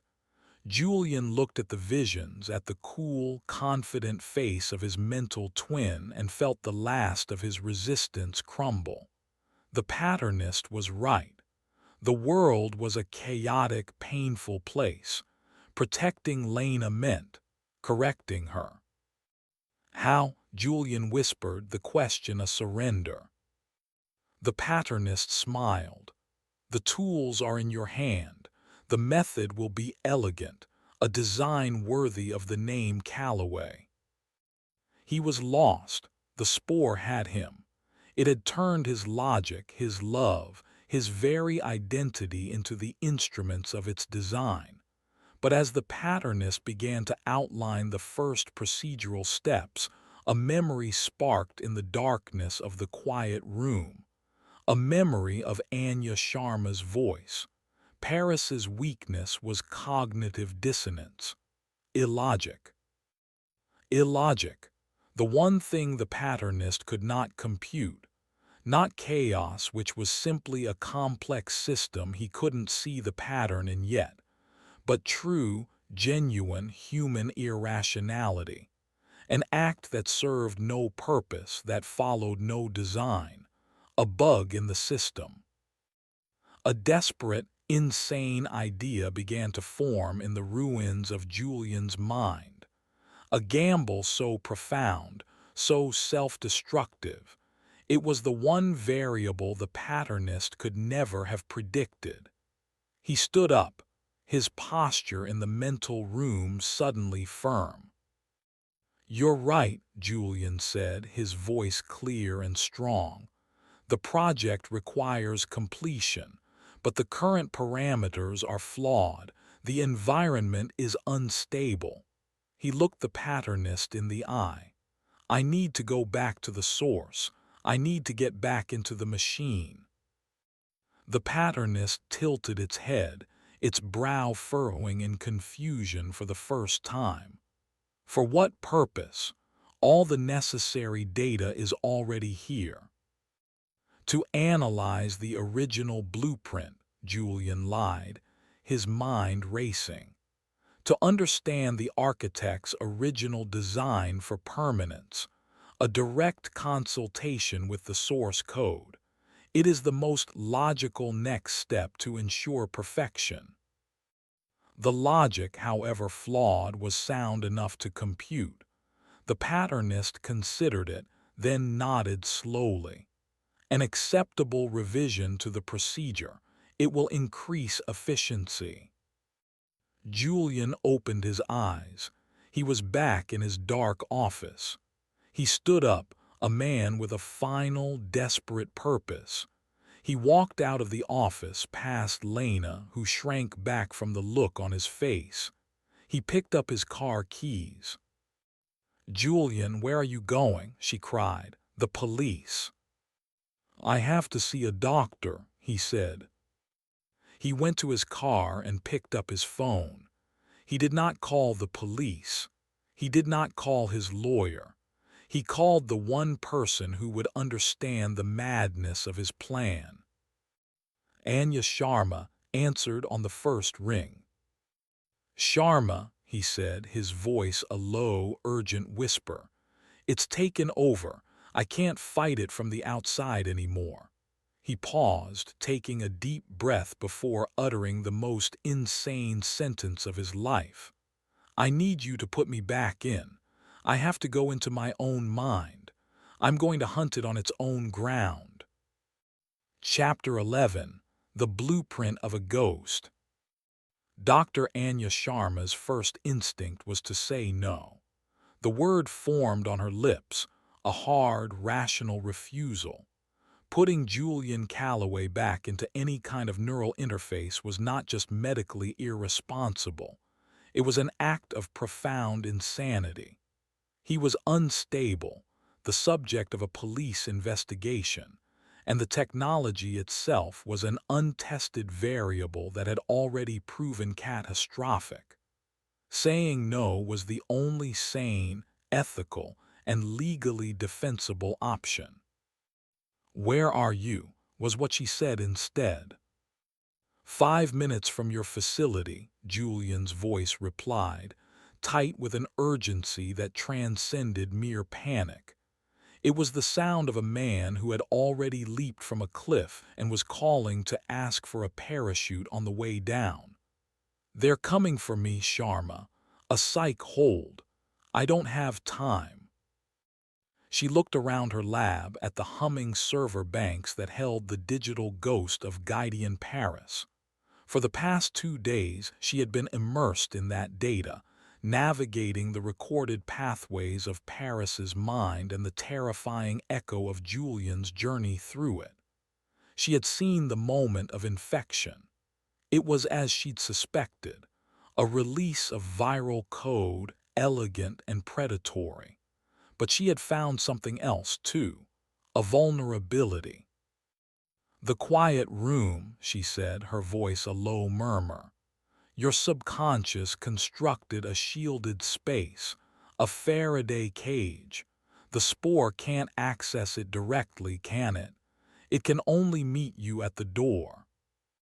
It's getting in, Julian said, his breathing ragged over the phone. It's convincing me. I can't tell which thoughts are mine anymore. I have a plan, Sharma, a way to fight it, but I have to go in. I need you to be my guide, my anchor. The ghost of Guidian Paris was not the only one haunting this lab. There were also the ghosts of failed projects, of ethical lines crossed in the name of discovery. Sharma had dedicated her life to this work, believing she could map the soul. Instead, she had unleashed a plague. Julian Calloway was her responsibility. His condition was a direct result of her ambition. Refusing to help him now was not an act of professional ethics. It was an act of personal cowardice. The south entrance, she said, making a decision that would undoubtedly end her career and could very well end both their lives. Service Corridor C, it leads directly to the sub-level lab. I'll meet you there. Come alone. She hung up and went to work, her movements swift and precise. She bypassed the main lab with its dust-sheeted machine and went to a smaller, secondary chamber, the prototype lab. In the center of this room was an older, less refined version of the Deep Link chair. It was a brutal-looking thing of exposed wiring and raw metal, but its core function was the same. She began the boot-up sequence, the machine groaning to life with the sound of whirring fans and clicking relays. She pulled up the data file on her main console, the complete psychic recording of session 734, Calloway's journey into Paris. She isolated two key components. First, the spore's base code, the chunk of Paris's consciousness that had broken away. She needed its psychic signature to track it. Second, she isolated Julian's own baseline cognitive framework, the recording of his mind before the infection. His original self, the man she would be fighting to restore. When Julian arrived, he looked like a wraith. His face was pale, his eyes burning with a feverish intensity. He moved with a stiff, unnatural gait, as if his own body were an ill-fitting suit. The spore was already asserting physical control. "They'll be looking for me," he said, his voice flat. "My wife. I told her I was coming here, she'll tell them." "We don't have much time," Sharma agreed, guiding him toward the prototype chair. "Sit down. This is going to be different from the last time. I'm not sending you into someone else's mind. I'm sending you into your own. It will feel disorienting. The link will be more intense." She began attaching the electrodes to his temples, her fingers brushing against his cold skin. "Your plan," she said, her voice low. "Tell me exactly what you're thinking." "The spore is an architect," Julian explained, staring straight ahead at the blank wall. "It's building a new palace inside my head using my memories. The quiet room is the only original part of the foundation left. The fight has to happen there." "You can't fight it head-on, Julian. Its logic is based on Paris's. It's faster, more ruthless than a human consciousness." "I'm not going to fight it," he said, a strange, grim smile touching his lips.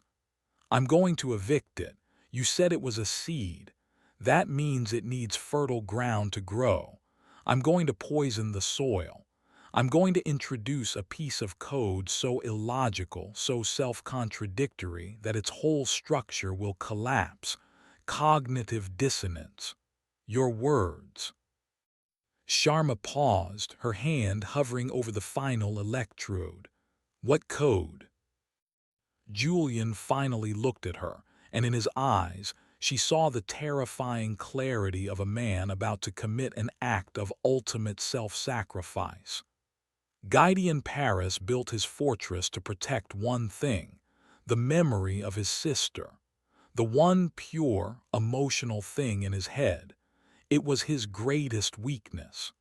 The spore carries the blueprint of that fortress, so it must carry the blueprint of that weakness.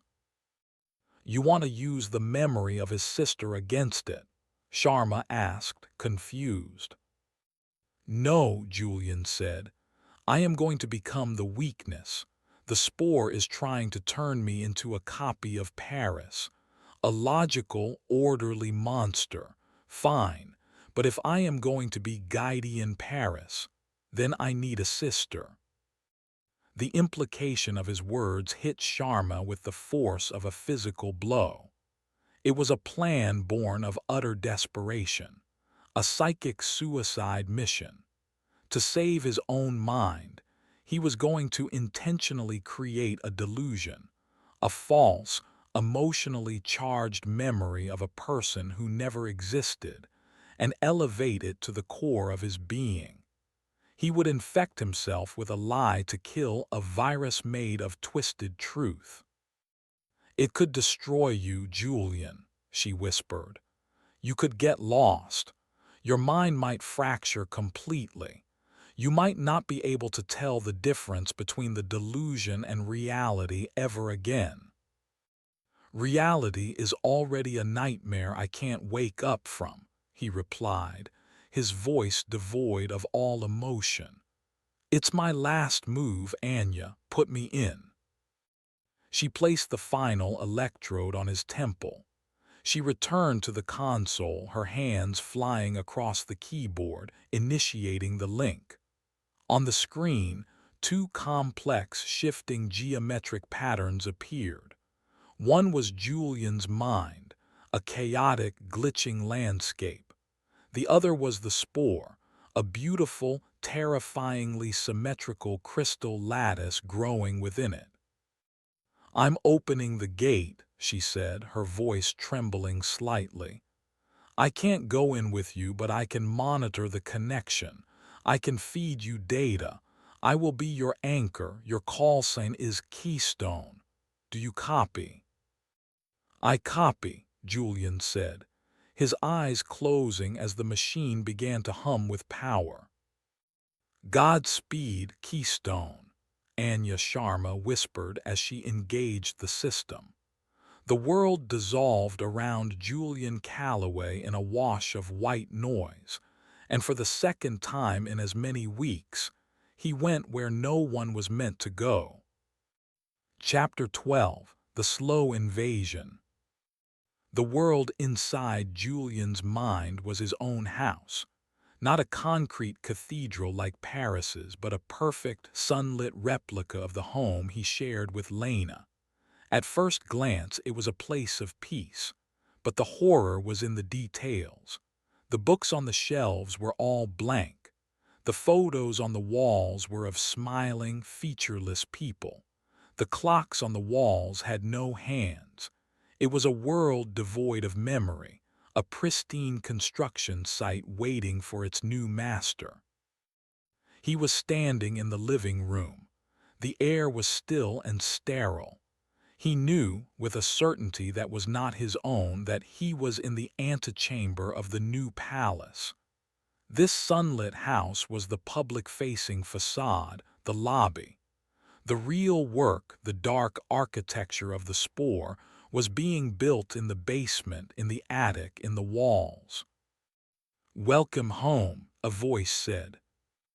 The patternist was sitting in his armchair, looking perfectly at ease.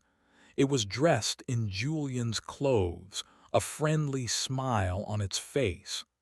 "I'm glad you came around." Direct analysis of the source code was the logical choice. We can begin. Julian felt the spore's consciousness trying to merge with his, a gentle but insistent pressure. It wanted to use his senses to guide his actions. He resisted, focusing on his mission. "Where is it?" Julian asked. the core of the new design. The patternist's smile widened. It is all around you, every wall, every floorboard, a masterpiece of efficiency. It is a house where nothing is ever out of place. It stood up. But the central processing, the throne room, if you will, is still under construction. We are building it in the most logical place, the foundation of your strongest emotional attachments. It gestured towards the hallway that led to the master bedroom. Julian understood. The spore was building its stronghold in the part of his mind that belonged to Lena. It was overwriting his love for her, turning it into cold, hard architecture. He walked down the hall, the patternist a half step behind him, a helpful guide on a tour of his own damnation. As he walked, he could feel the house changing. The sunlit walls began to fade, replaced by the texture of rough, unfinished concrete. The temperature dropped. The air grew damp and smelled of dust and wet cement. He was descending into the new palace. The bedroom door was gone. In its place was a massive, brutalist archway leading into a cavernous, dark space. In the distance, he could see a structure being formed, a complex lattice of shadow and light, built from the stolen blueprints of Paris's mind but shaped by his own. He saw walkways that looked like precinct corridors, interrogation rooms repurposed as prison cells, and evidence boards forming the very walls of the place. And everywhere he saw the spore's creatures at work. Look away, men. The periphery figures of shadow were acting as scaffolding, their blurred forms holding up half-finished walls. Grief eaters crawled over surfaces, not feeding on sorrow, but secreting a thick, mortar-like substance of pure despair to hold the concrete memories together. In the center of it all, Julian could see the beginnings of a great, towering structure, the office of the archivist. "Impressive, is it not?" the patternist said, a note of pride in its voice.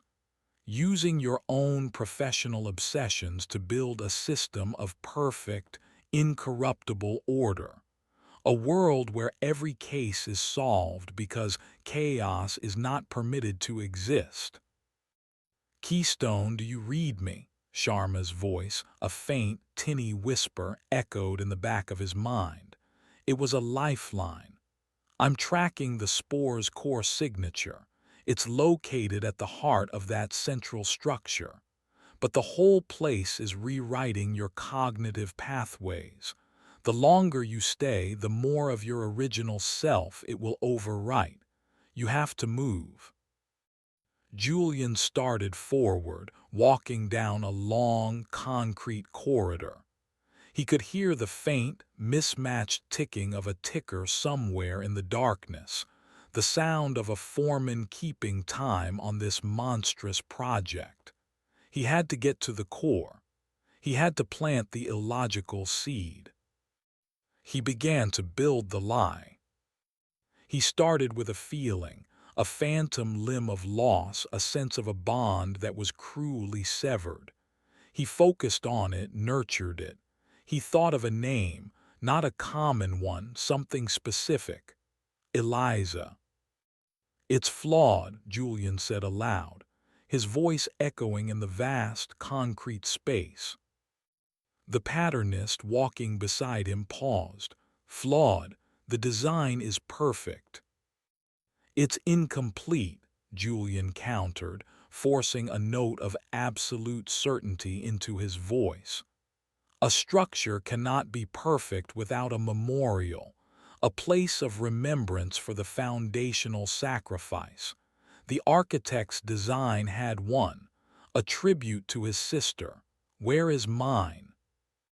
The patternist stopped, its head cocked.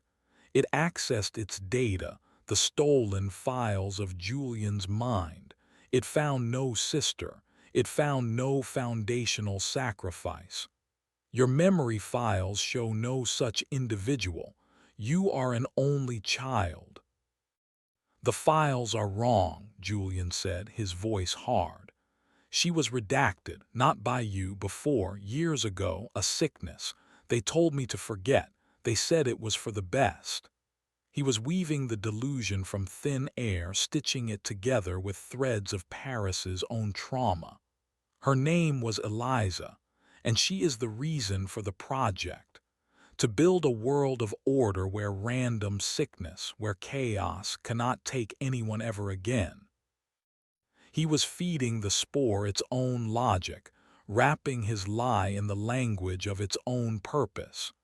The patternist began to glitch, its form flickering. It was trying to reconcile Julian's absolute certainty with the total lack of data in his memories, a cognitive dissonance, a paradox. "Show me," the patternist demanded. "Access the memory." "I can't," Julian said, forcing a pained expression. "It's buried, it's walled off, like his was, but the blueprint is there. You can find it." The slow invasion had begun. The seed of the lie was planted. Now he just had to keep it alive long enough to reach the core, and pray that, when the spore tried to integrate this new, impossible piece of data, the entire beautiful, logical, monstrous structure would come crashing down. Chapter 13. The Architect of a Lie. The patternist was a creature of pure logic. Julian's claim of a forgotten sister was a system error, a piece of data that could not be indexed. It fixated on the problem with the obsessive focus of a corrupted program trying to solve an impossible equation. It led Julian deeper into the half-built labyrinth of his mind, its purpose shifting from tour guide to interrogator. "Describe her," it commanded, as they walked past a row of half-formed cells that looked disturbingly like Julian's own office. This was the critical phase. The lie had to be more than a claim. It had to become a memory. Julian reached into the void and began to build. "She was younger than me. By 2 years," he started, his voice soft. "She had red hair, not bright red like autumn leaves, and freckles. She hated them." He was pulling details from victims, from witnesses, from faces in a crowd, assembling a person from the spare parts of his career. She was the chaotic one, always drawing on the walls. She smelled like charcoal pencils and wintergreen gum. With every detail he spoke aloud, he could feel it solidifying in the architecture around him. A faint scent of wintergreen on the damp air. A child's drawing, a crude, colorful spiral, briefly appearing on a concrete wall before fading. He was writing the lie into the world's source code. "Keystone, I'm reading a massive energy spike in your creative centers," Sharma's voice crackled in his ear. "You're fabricating a whole new memory network. It's beautiful and it's working. The spore's primary processes are being diverted to analyze your story. It's slowing down construction. Keep going." They reached the base of the central tower, the future home of the archivist. It was a skeletal structure humming with a dark energy. The patternist stopped him. "The trauma, the foundational sacrifice. Access it." Julian had to create the most painful memory of his life, a memory of something that had never happened. He closed his eyes and built the scene. A hospital room, the smell of antiseptic, the quiet, rhythmic beep of a machine. He put himself there, a boy of 10. He put his imaginary sister, Eliza, in the bed. It was a fever, he said, his voice thick with a sorrow he was inventing on the spot. It came on fast, the doctors. They used words I didn't understand, meningitis, sepsis. He focused on the sensory details, the scratchy blanket on the hospital bed, the hum of the fluorescent lights, the weight of his mother's hand on his shoulder. I remember the beeping of the heart monitor. It was a pattern, so orderly. And then the pattern just stopped. It became a straight line. The ultimate perfect order, the end of all chaos. The lie was so powerful, so emotionally resonant, that tears began to stream down his face in the real world. In the lab, Anya Sharma watched his vitals spike, his brain waves churning with manufactured grief. The effect on the patternist was profound. It shuddered, its form dissolving and reforming. It was trying to integrate this new, foundational trauma into its understanding of Julian, into the blueprint of the palace it was building. A memorial for a ghost, a reason for the project. It was the missing piece of the puzzle it had not known existed. The architecture around them began to shift. A new corridor opened in the base of the tower, a pathway that had not been there moments before. It was not made of concrete, but of something softer, warmer. It looked like the hallway of a hospital. It has accepted the premise, the patternist said, its voice now holding a note of reverence. It is creating the memorial. The core memory must be enshrined. It was a trap. Julian knew it. The spore was luring him into a space of its own creation, a room built from the DNA of his new lie. Once inside, it could seal him in, analyze the memory, and likely assimilate him completely. But it was also the only path to the core. "Lead the way," Julian said. He walked down the hospital corridor. The air grew warmer. The quiet beep of a heart monitor began to echo around him. He was walking into the heart of his own lie. He could feel Sharma's panic through the link. Keystone, it's a trap. It's building a recursive loop around the new memory. If you go in there, it will use your own grief to imprison you. It's the only way to the core, he sent back, his thought a tight beam of resolve. Get ready to cut the connection, Anya, all of it, the second I give the word. He reached the end of the corridor. There was a single door, room 317. He pushed it open and stepped inside. The room was a perfect replica of the memory he had just invented. A hospital bed, a still figure under a white sheet, a chair where a small boy would have sat. But in the center of the room, floating in the air like a dark, pulsating star, was the spore's core. It was a crystalline lattice of pure information, beautiful and malevolent, the seed from which all this madness had grown. Standing before it, as if guarding it, was the archivist. Its paper skin rustled, covered in the text of his new, false memories. The foundational document has been located, its text voice boomed in his mind. It will now be archived. You will be integrated.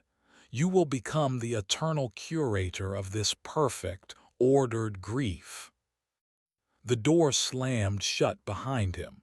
The heart monitor flatlined, the single, piercing tone a funeral dirge. The archivist raised its pen-tipped hands. The trap was sprung. Chapter 14. The Unspeakable Word. The quiet room had been a sanctuary. The hospital room was a prison. As the archivist advanced, Julian felt the walls of the memory closing in, the manufactured grief becoming a thick, suffocating atmosphere. The spore was using his own creation against him, turning the emotional power of the lie into chains. He was meant to stay here forever, a living monument to a girl who never was, while the rest of his mind was paved over with concrete. Integration commencing, the archivist's voice declared, a tidal wave of pure data that threatened to overwhelm him. This was it, the final gamble. He had the spore's full attention. He was at its core, inside a memory of its own making. He had to introduce the final piece of illogic, the one variable Paris himself could never process, the one thing that sat outside his cold, architectural view of the world. Julian ignored the archivist. He walked to the hospital bed and looked down at the form beneath the sheet. He had built this memory, this person. Eliza, the sister he never had. The spore believed she was the reason for its existence, the why behind its relentless quest for order. Now he had to desecrate his own creation. It was all a lie, Julian said, his voice ringing with a strength he didn't feel. The archivist paused, its hand nibs hovering inches from his head. The heart monitor's flatline tone wavered. Statement is illogical.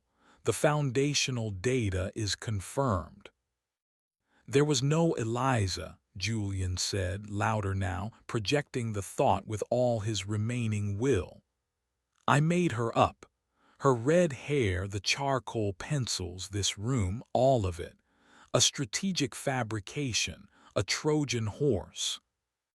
The room flickered. The patternist appeared beside the archivist, its form glitching violently. Deception. For what purpose? It is an inefficient variable. The purpose was to get here, Julian said, turning to face them. To get to the core. You are a program, a virus. You operate on logic. The perfect lie is the one the system accepts as foundational truth. My grief was the password, and you fell for it. The spore's consciousness reeled.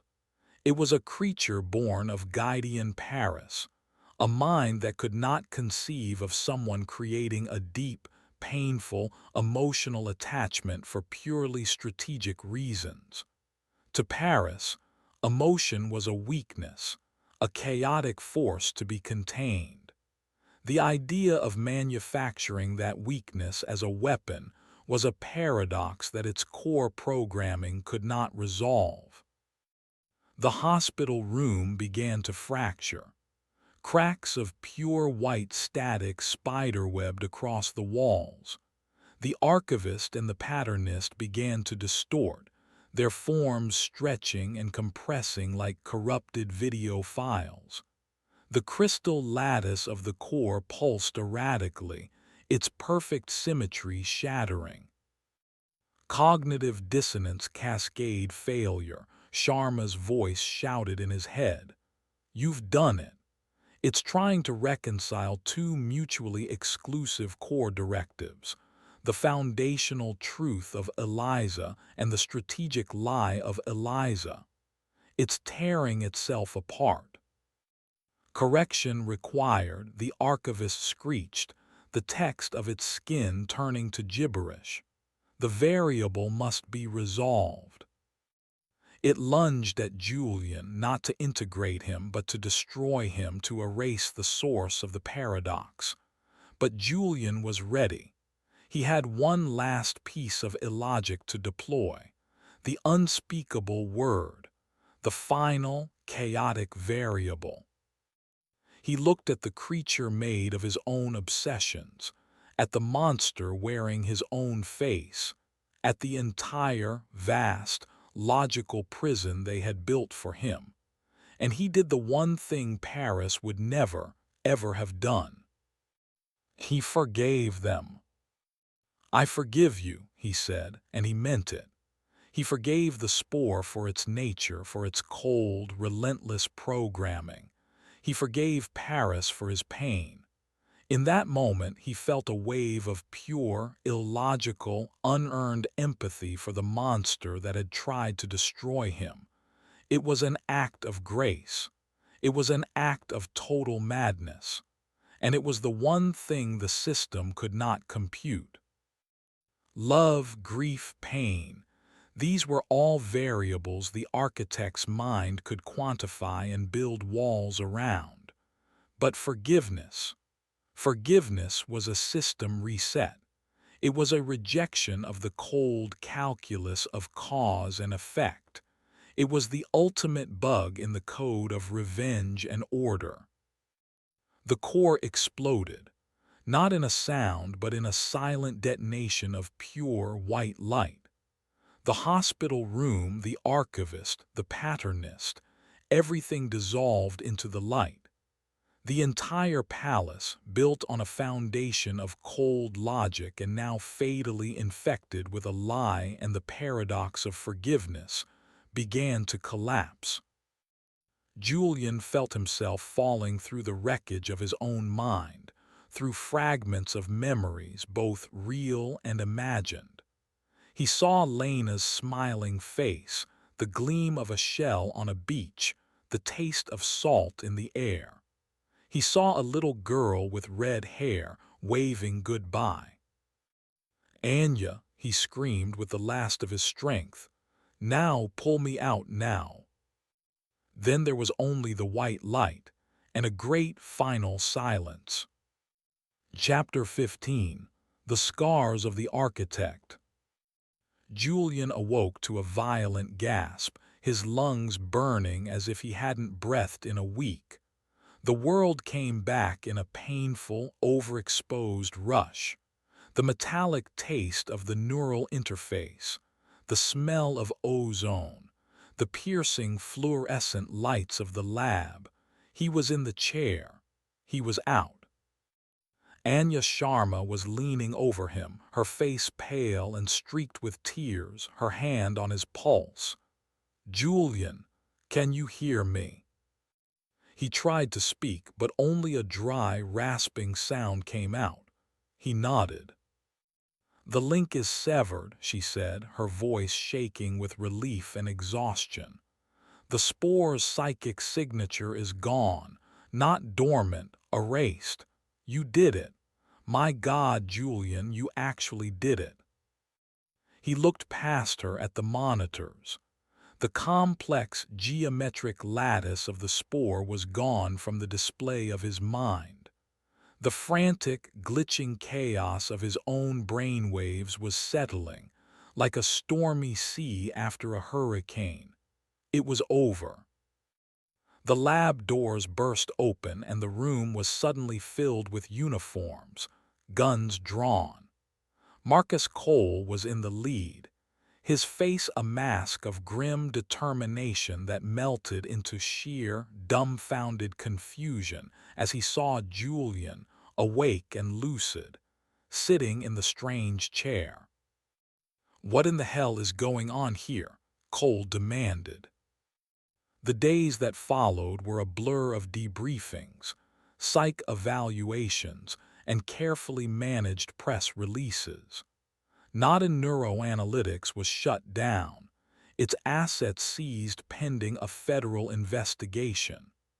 Dr. Sharma, facing a mountain of legal trouble, gave a full confession, corroborating Julian's impossible story with terabytes of data from the machine.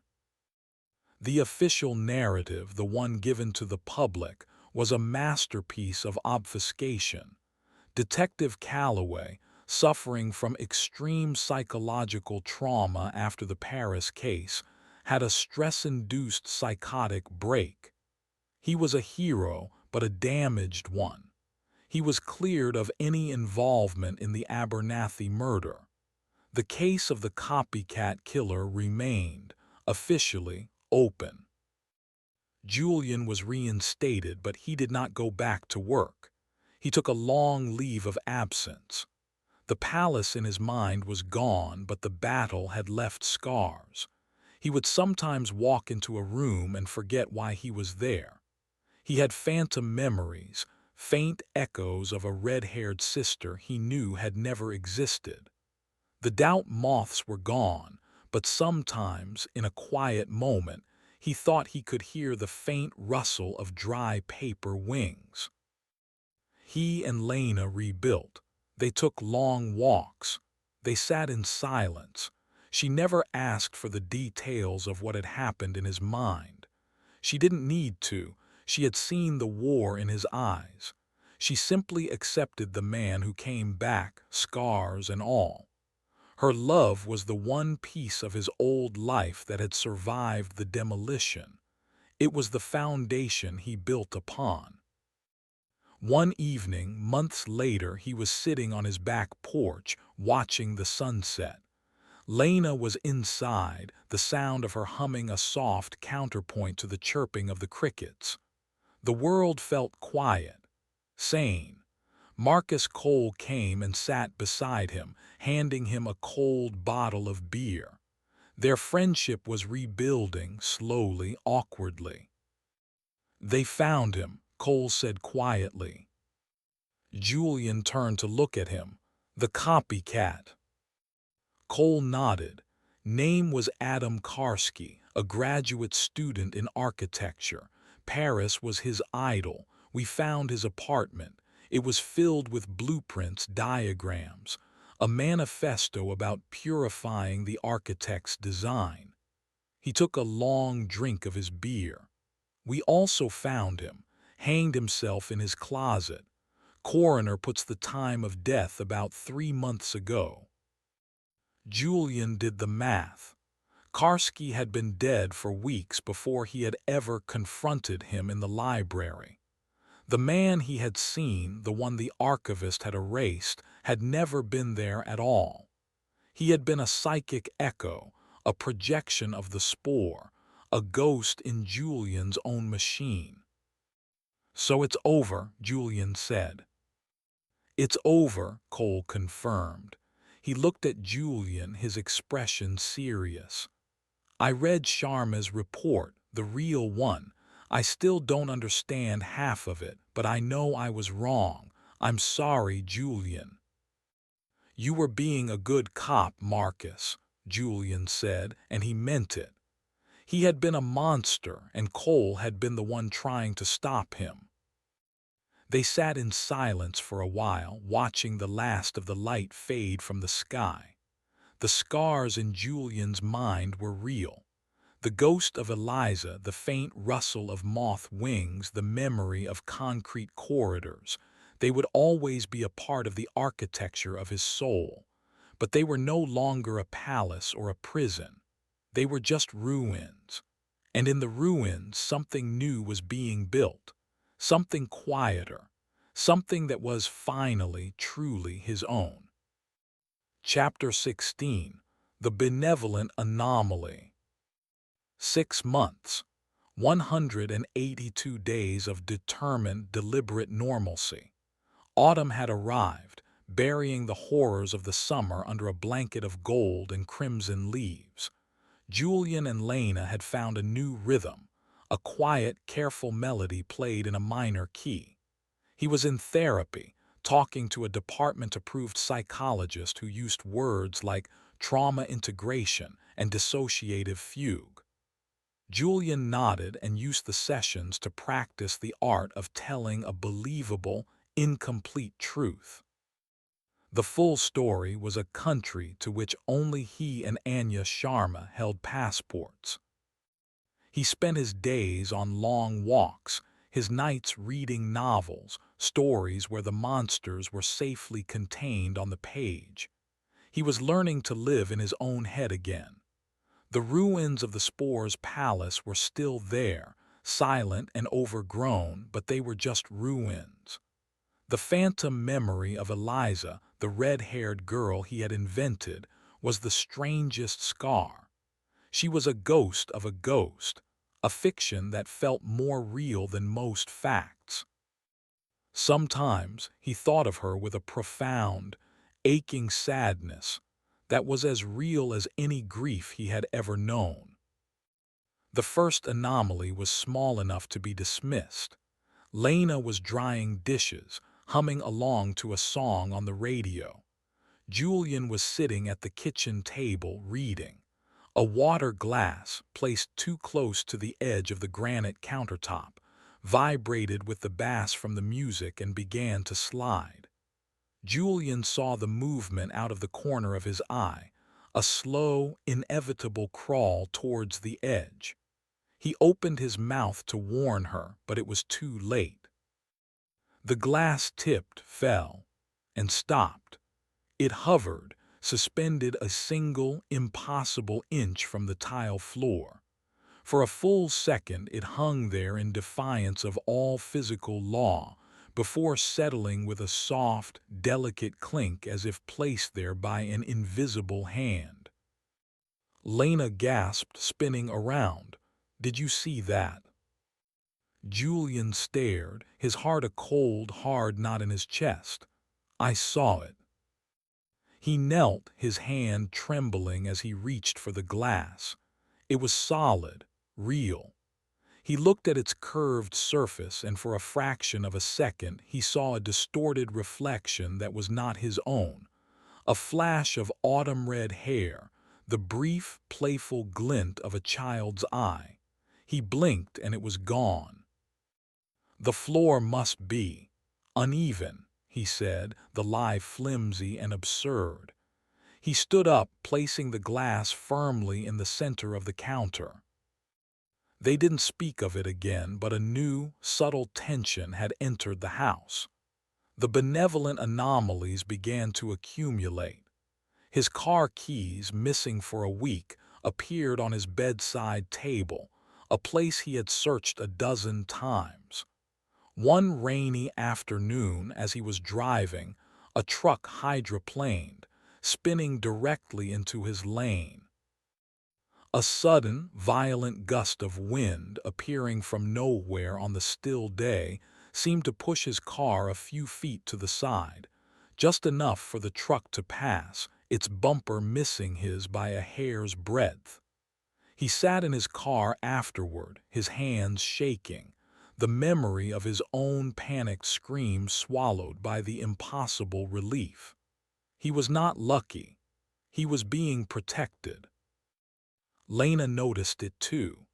"That ficus tree," she said one morning, pointing to the plant in the corner of the living room. "The one that was dying, it has new leaves." It was true. The plant, which had been brown and withered, was now sprouting vibrant green shoots. The house felt warmer. Their minor squabbles seemed to resolve themselves before they could start.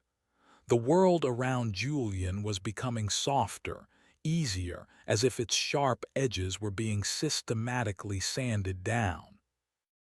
He knew what it was. He knew who it was. Eliza.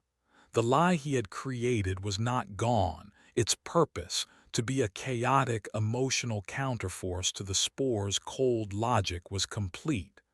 But the entity itself, a being of immense psychic power born from his own mind, remained. She was no longer a weapon. She was a presence, a guardian angel with a terrifying resume. The final proof came on a Tuesday. He had agreed, at Cole's gentle urging, to ease back into work by looking at a cold case. Nothing strenuous, just reviewing old files.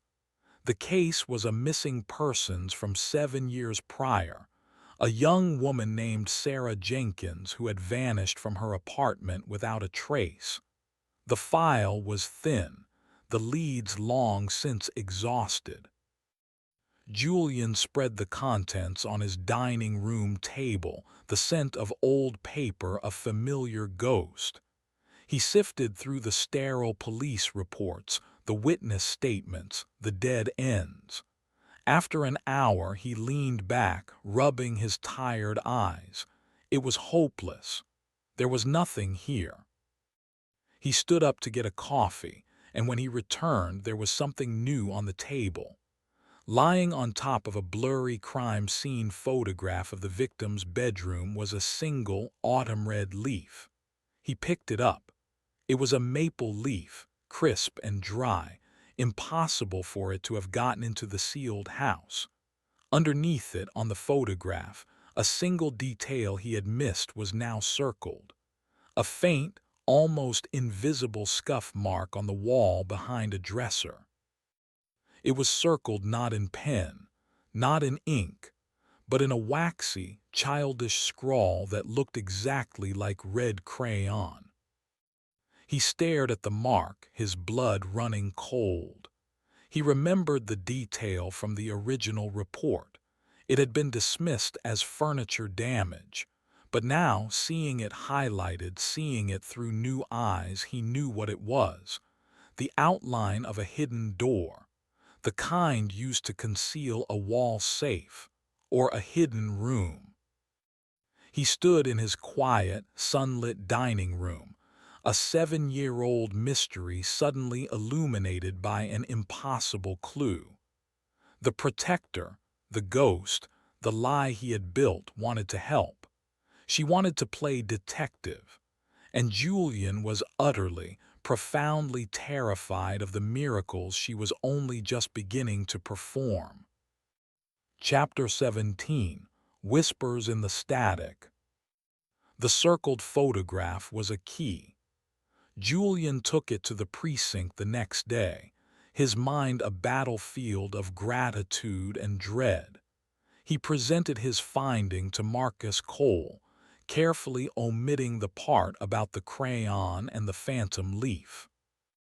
"I was reviewing the Jenkins file," he explained, his voice a practiced calm.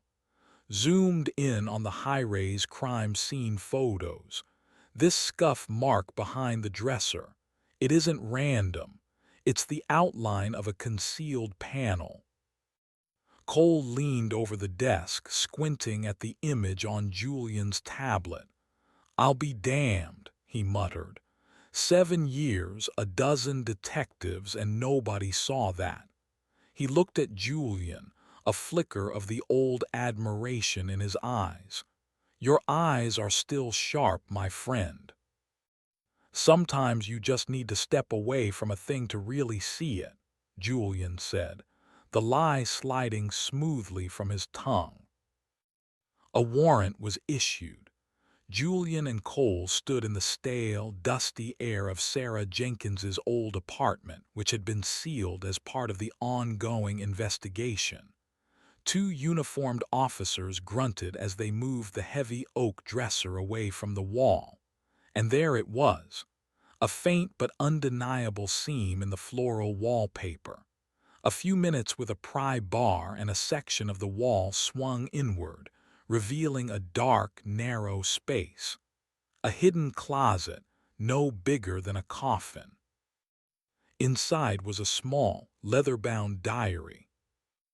Back in the sterile environment of an interrogation room, they read it.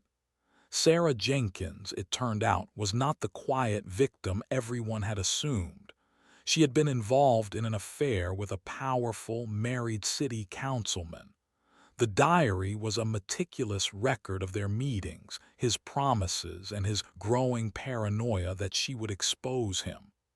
The final entry was dated the day she disappeared. "He's coming over tonight," she had written. "He said we need to talk. I'm afraid." "Councilman Robert Thorne," Cole said, his voice a low growl. "He was on the oversight committee for the original investigation. He steered it into a ditch from the inside." It was a breakthrough, a miracle, and Julian felt sick to his stomach. Eliza was not just pointing out clues, she was changing the game. The help grew more insistent, more unsettling. That evening, Julian was working late trying to find evidence connecting Thorne to the disappearance. His phone rang. It was an unlisted number. He answered. "Calloway." There was no one there, only a hiss of white noise, a dead line. But underneath the static, faint and distant, was a voice. A young woman's voice, whispering a single repeated phrase: the lake house, the old well. He recognized the voice from the victim's taped interviews. It was Sarah Jenkins. He sat frozen, the phone pressed to his ear, listening to a ghost whisper a clue from beyond the grave. This was not just a violation of the rules. This was a violation of reality. He gave the anonymous tip to Cole. 2 days later, a search team was draining a forgotten well on the grounds of an old lake house owned by Thorne's family. They found human remains. Dental records confirmed it was Sarah Jenkins. The cause of death was a fractured skull. Councilman Thorne, when presented with the evidence of the diary and the location of the body, broke down and confessed to everything. The case was closed, a 7-year-old mystery solved in less than a week. Julian was hailed as a hero again, a genius, the man who could see what others couldn't. Cole clapped him on the back, the suspicion in his eyes finally replaced with unreserved friendship. "Welcome back, Julian," he had said. "We need you." But Julian felt like a fraud, a puppet. He wasn't solving a crime, he was just transcribing the answers. The entity he had created, the chaotic, loving ghost of a lie, was his partner now, and her methods were terrifying. History itself felt soft and pliable around him. He checked the original Jenkins case file in the archives. The report on the scuff mark was different now. The original detective had noted it as suspicious and recommended a follow-up that had never happened. The file had been rewritten. The past was no longer fixed. That night he tried to establish a boundary. He stood in the middle of his living room, the house silent around him. "Eliza," he said, the name feeling strange and intimate on his tongue. "If you can hear me, thank you, but you have to stop. This is my job. These are my cases. I have to do it myself." The house remained silent. He felt foolish talking to the air. Had he imagined it all? Was he truly having a breakdown? Then the lamp on the end table flickered. It went out, plunging the room into darkness.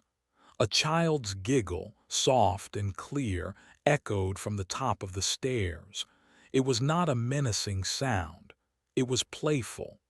The sound of a child who thinks the game is just getting started. He felt a cool breeze, as if someone had run past him in the dark. The lamp flickered back on. On the polished surface of the coffee table, a new file had appeared. It was old, bound in crumbling cardboard, the words "Cold Case" stamped on the front in faded red ink. It was a file he had never seen before. He opened it.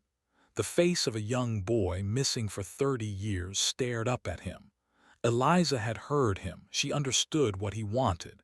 He wanted to do it himself, so she had brought the work to him. The game had not ended. A new one had just been chosen. Chapter 18. The Price of a Miracle. The new file on the coffee table felt like a challenge, a gauntlet thrown down by a playful god. Julian left it untouched for 3 days. He tried to ignore it, to pretend it wasn't there. He focused on his life with Lena, on the mundane and the real. But the file's presence was a weight in the room, a silent, insistent demand. Eliza's presence was no longer subtle. It was a constant, low-level hum of benevolent interference. A cracked egg would seal itself back up in the carton. A withered plant in Lena's garden would be in full, impossible bloom the next morning. Lena, who had been so relieved by Julian's recovery, was growing unnerved. The world around her husband was becoming too perfect, too easy. "The car," she said one evening, her voice tight. "The fuel tank was on empty last night. I was going to fill it up this morning, but when I got in it was full." She looked at him, her eyes wide with a fear he recognized. It was the fear of the illogical, of a world that had stopped obeying its own rules. "That's not possible, Julian." "It's a faulty gauge," he said, the lie thin and unconvincing even to himself. "And I suppose the mortgage was paid off by a faulty bank," she shot back, her voice trembling. She held up a letter from their bank. It was a formal notice. Their 30-year mortgage had been paid in full by an anonymous benefactor. An impossible, life-changing miracle, a terrifying display of power. "Who is doing this?" she whispered. Is it from before? Is it the thing that was in your head?" "No," he said, and it was the truth. "This is something else, something new." The breaking point came with the cold case. The 30-year-old mystery of the missing boy, Leo Sullivan. Julian, worn down by the file's silent pressure, finally opened it. He read the details. A 10-year-old boy who had vanished from a public park. No witnesses, no ransom, no body. A ghost story. He was sitting at his desk, staring at a map of the park, when his old record player in the corner of the room clicked on by itself. An old, scratchy children's song began to play, a tune he hadn't heard in years. "Run, run as fast as you can. You can't catch me, I'm the gingerbread man." The record skipped, repeating the line over and over. "You can't catch me. You can't catch me." Then he heard a sound from outside. He looked out the window. In the middle of his manicured lawn, a single, rusty swing set, the kind from a 1980s playground, had appeared. It was not there a moment ago. It was simply there. It creaked back and forth in the windless air, moved by an unseen hand. It was the same model as the one in the park where Leo Sullivan had last been seen. Lena screamed. She had seen it too from the kitchen window.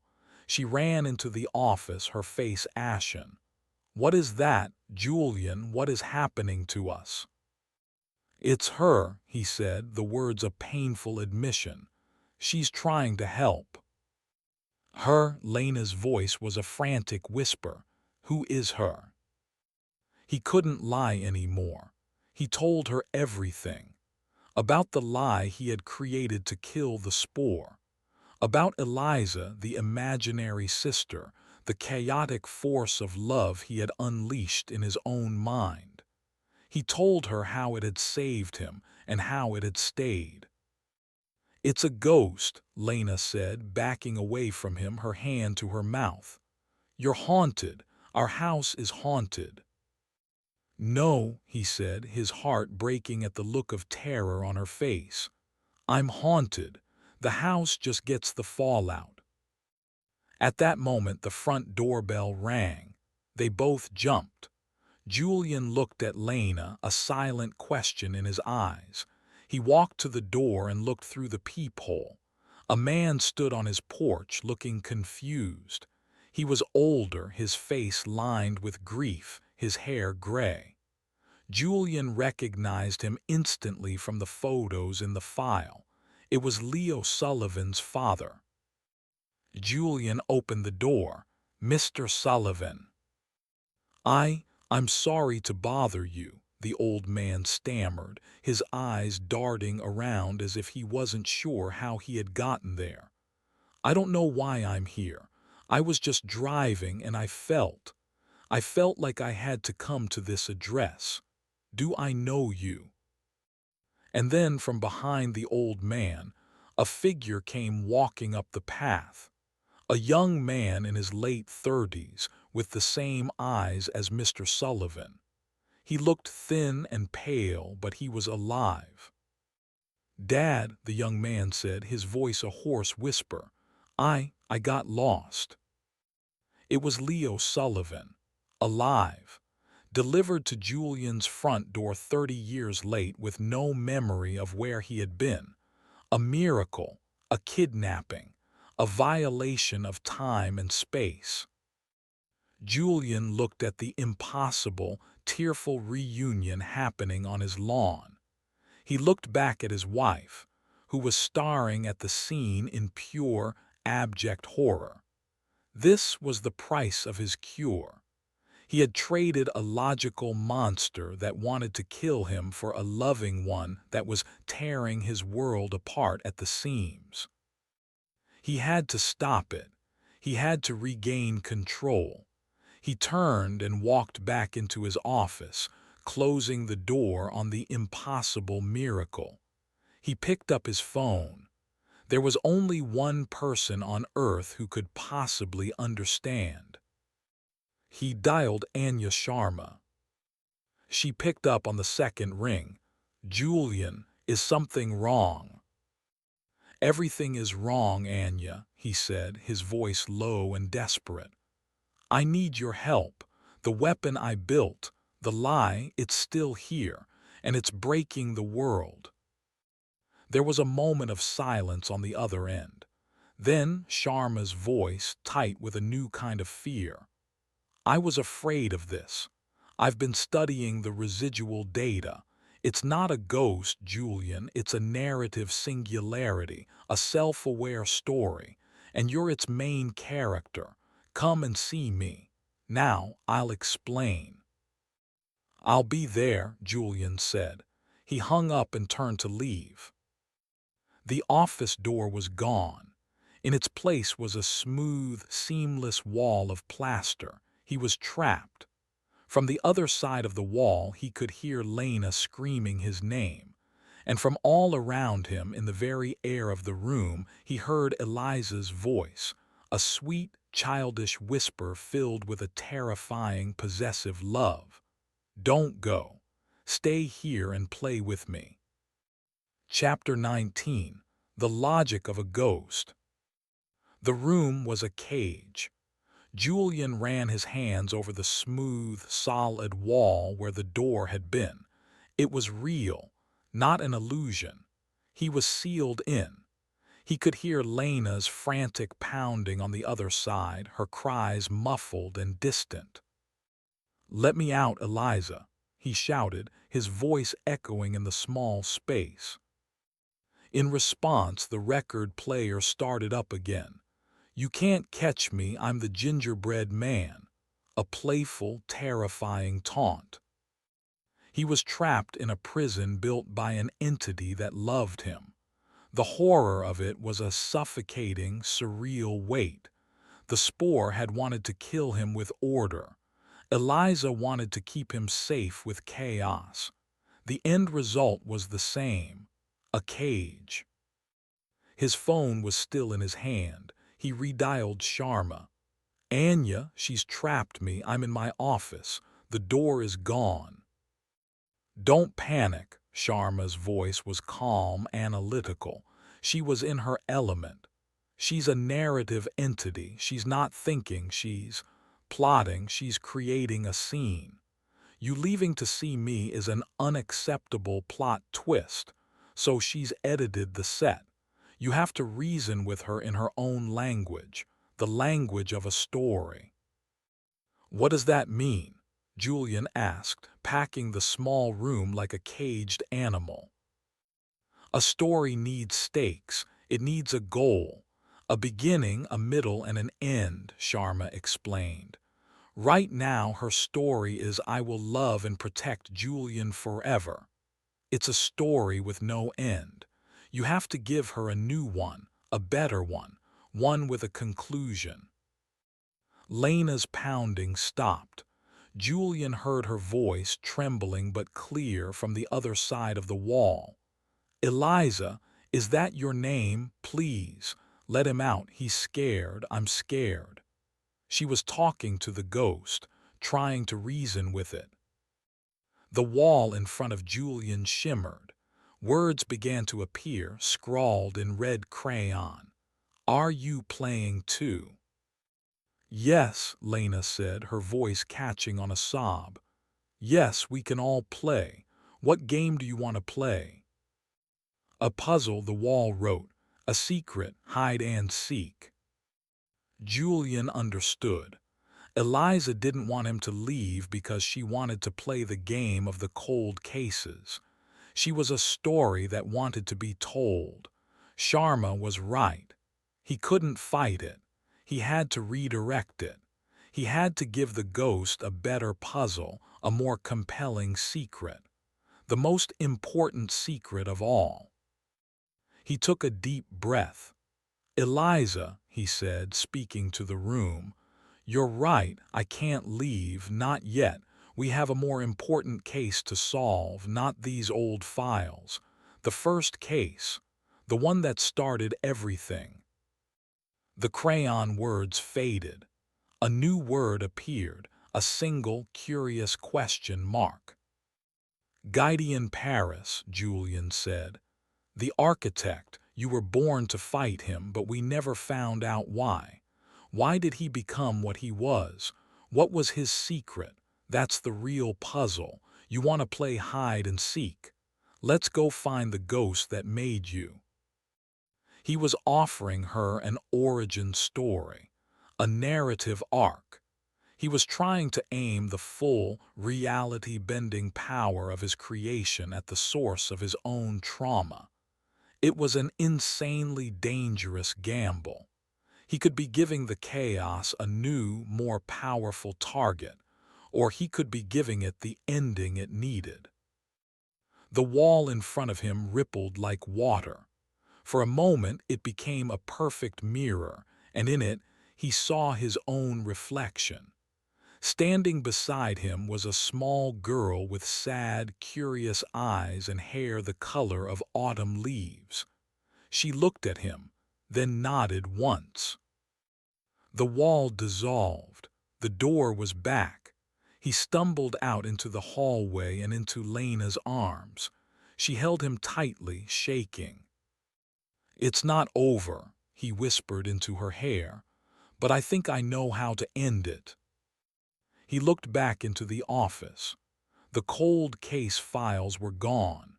In their place, sitting in the center of his desk, was a single, thick, pristine file. The complete, unabridged case file of Guidian Paris. Eliza was ready to play. Chapter 20. The Girl in the Reflection. The investigation into Guidian Paris's past was unlike any case Julian had ever worked. His partner was a ghost, and his clues were impossibilities. He would be studying a photograph of Paris's childhood home, and the scent of his mother's perfume, lilac and rain, would fill the room. He would read a transcript of an interview with one of Paris's old teachers, and the audio from the original tape would whisper a secret on the wind, a detail the teacher had forgotten to say aloud.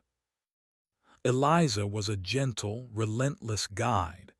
She did not rewrite history this time. She illuminated it. She was the ghost of all lost children, and she seemed to have a direct line to the tragic, ugly truth of the past. Julian, with Lena and Cole acting as his anchors to the real world, followed the trail. The story of Paris's sister, Catherine, was the key. Everyone knew the official version. She died of a sudden, aggressive meningitis at age 8. A clean, tragic medical event. The kind of random chaos that would inspire a brilliant, damaged boy to dedicate his life to creating a world of absolute, unbreachable order. Eliza showed him it was a lie. Through a series of waking dreams and impossible coincidences, she led him to a retired fire marshal, an old woman living in a nursing home 3 states away. Cole, baffled but trusting, flew out to interview her. She remembered the fire at the Paris family home, a small electrical fire in the walls almost 40 years ago, a fire that was never reported. The family had put it out themselves. It happened a week before Catherine Paris died. Eliza then led Julian to the town archives.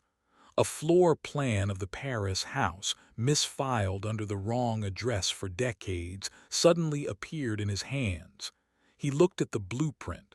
The fire had been in the wall of Catherine's bedroom, and behind that wall was a small, sealed-off space, a design flaw, a hidden closet.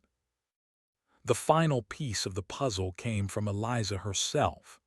One night, as Julian sat exhausted at his desk, he looked at his own reflection in the darkened window. Eliza was there, standing beside him. She was not a child anymore. She was a young woman, her face filled with a profound and ancient sorrow. She reached out and touched the glass. The reflection changed. It was no longer his office. It was a little girl's bedroom 40 years ago. He saw it all. He saw young Gideon and his sister Catherine playing hide and seek. He saw her hide in the small, secret closet in her room, the one with the faulty, jury-rigged latch. He saw the sparks from the electrical fire inside the wall. He saw the smoke. He saw Gideon, unable to get the door open, unable to hear his sister's muffled cries over the crackle of the fire and his own panicked screams. He saw Gideon's parents, powerful people obsessed with appearances, creating the story of the fever to hide the ugly, chaotic truth of the accident, the faulty wiring, the flawed design of their own home. Gideon Paris had not become the architect because of a random act of chaos. He had become the architect because of a flaw in the architecture.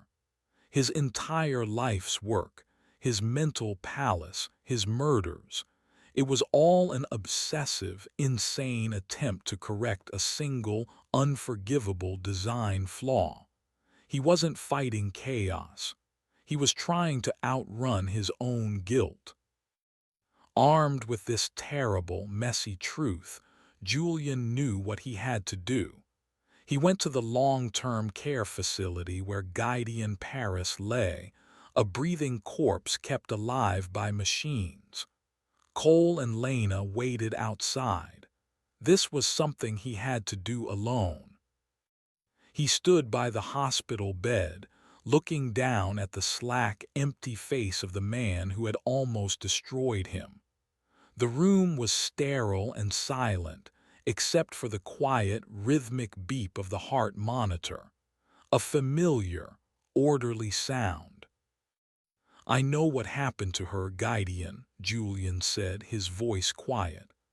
"I know about the fire. I know about the closet. It wasn't your fault. It was a bad design."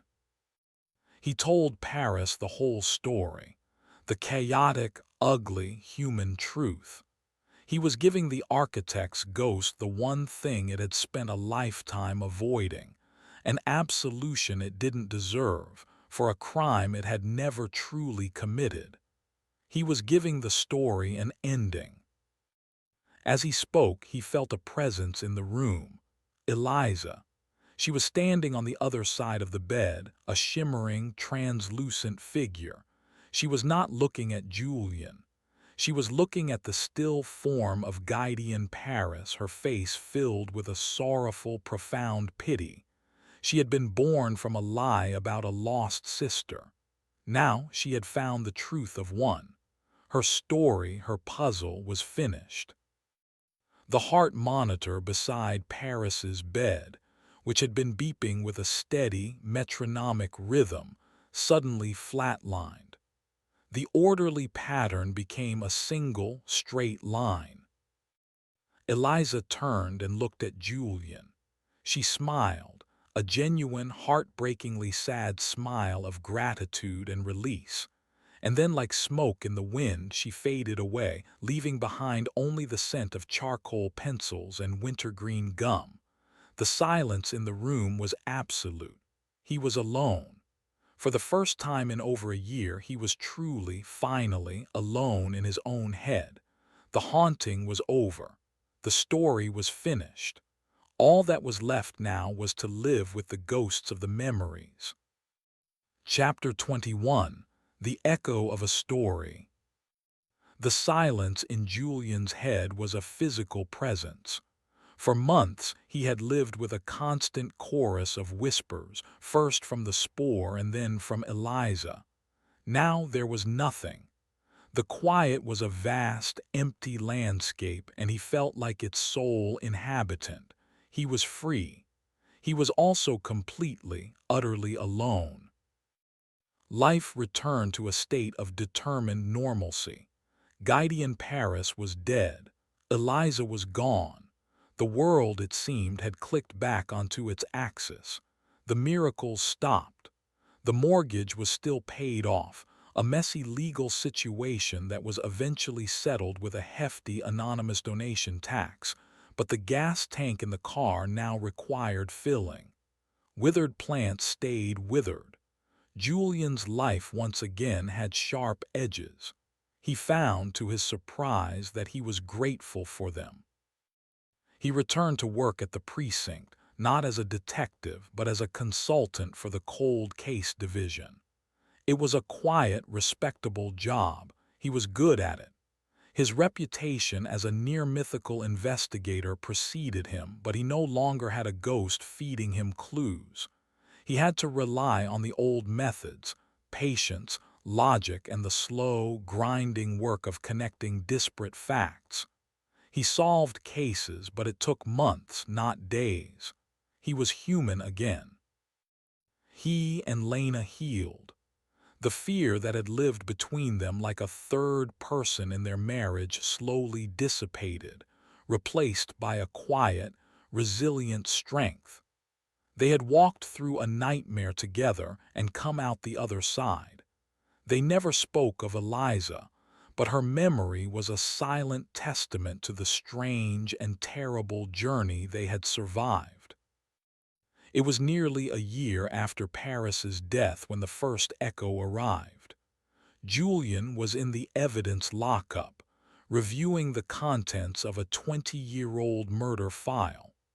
He opened a box and was hit with the faint, unmistakable scent of lilac and rain, the perfume of Paris's mother, a scent Eliza had conjured from the past. He froze, his hand hovering over a bag containing a victim's tarnished locket. He sniffed the air again. Nothing, just the usual smells of dust and decay. He dismissed it. A phantom scent, a neural scar, a trick of a memory that had been rewritten and torn apart too many times. But the echoes grew more frequent. He would hear a child's giggle in a crowded street and his head would whip around, his heart pounding, only to find nothing. He saw a flash of red hair in a passing car. He found a piece of wintergreen gum on his desk, still soft, though he hadn't chewed the stuff in years. They were just coincidences. He told himself they were just coincidences. The breaking point came at home. He was in his office, working on a particularly frustrating case. The killer had left behind a complex cipher, a string of numbers and symbols, and every cryptographer the department had consulted had drawn a blank. Julian had been staring at it for weeks, the pattern just beyond his grasp. Frustrated, he pushed the file away and leaned back in his chair, rubbing his eyes. He was tired. The silence in his head felt less like peace and more like an absence. He missed her. The thought came, unbidden and shocking in its honesty. He missed the chaos, the help, the companionship of the ghost he had created. He glanced at the darkened window beside his desk. For a fleeting second, he saw her reflection standing beside his. Not the sad, all-knowing entity she had become, but the child he had first imagined. She smiled a playful, secretive smile, raised a finger to her lips as if to say SHHH, then pointed at the cipher on his desk. He looked back at the page. The meaningless string of numbers was no longer meaningless. The pattern was there, clear as day. It wasn't a substitution cipher or a numerical code. It was a series of map coordinates, woven together with the birth dates of the victims. A design, an architecture of murder. The solution was so obvious, so elegant, he couldn't believe he hadn't seen it before. He stared at the page, the answer burning on the paper, a gift from a ghost who was not supposed to exist. She was not gone, she was just quiet, waiting. "You're still here," he whispered to the empty room. The lamp on his desk flickered once in response. Yes. He felt a wave of cold, profound dread that was horribly mixed with a feeling of relief. He was not alone. The story was not over, and he realized with a terrifying clarity that it would never be over. He had not just created a psychic entity. He had fundamentally changed his own brain. He had written a new character into the core of his own operating system. Eliza was not a ghost that was haunting him. Eliza was a part of him now. Chapter 22. The New Rules of the Game. Julian did not tell Lena. He did not tell Cole. He certainly did not tell his therapist. This was a secret he had to keep. Telling them would invite the doctors and the worried looks back into his life. Telling them would mean admitting that the cure had been a different kind of disease. He began to test the boundaries of his new reality. He would focus on a problem, a locked door whose key was lost, a name on the tip of his tongue, and the solution would simply appear. A quiet nudge, a whisper of intuition. Eliza was no longer a poltergeist, rearranging the world to suit his needs. She was a co-processor, a silent partner running in the background of his consciousness. The cipher led them to the killer's dumping ground. The 20-year-old case was solved. Julian was a hero again. Cole slapped him on the back. "I don't know how you do it, Julian. It's like you can see things that aren't there." "Something like that," Julian replied, the words a quiet confession. He set new rules for their partnership. He did it all in his mind, a silent conversation with the ghost in his machine. Rule 1. No more miracles. No bending of reality. No whispers from the dead. You can help me see. You cannot interfere. The lamp on his desk flickered. Agreed. Rule 2. You help only when I ask. My cases, my mind. You are a consultant, not a partner. The lamp flickered again, more reluctantly this time. Agreed.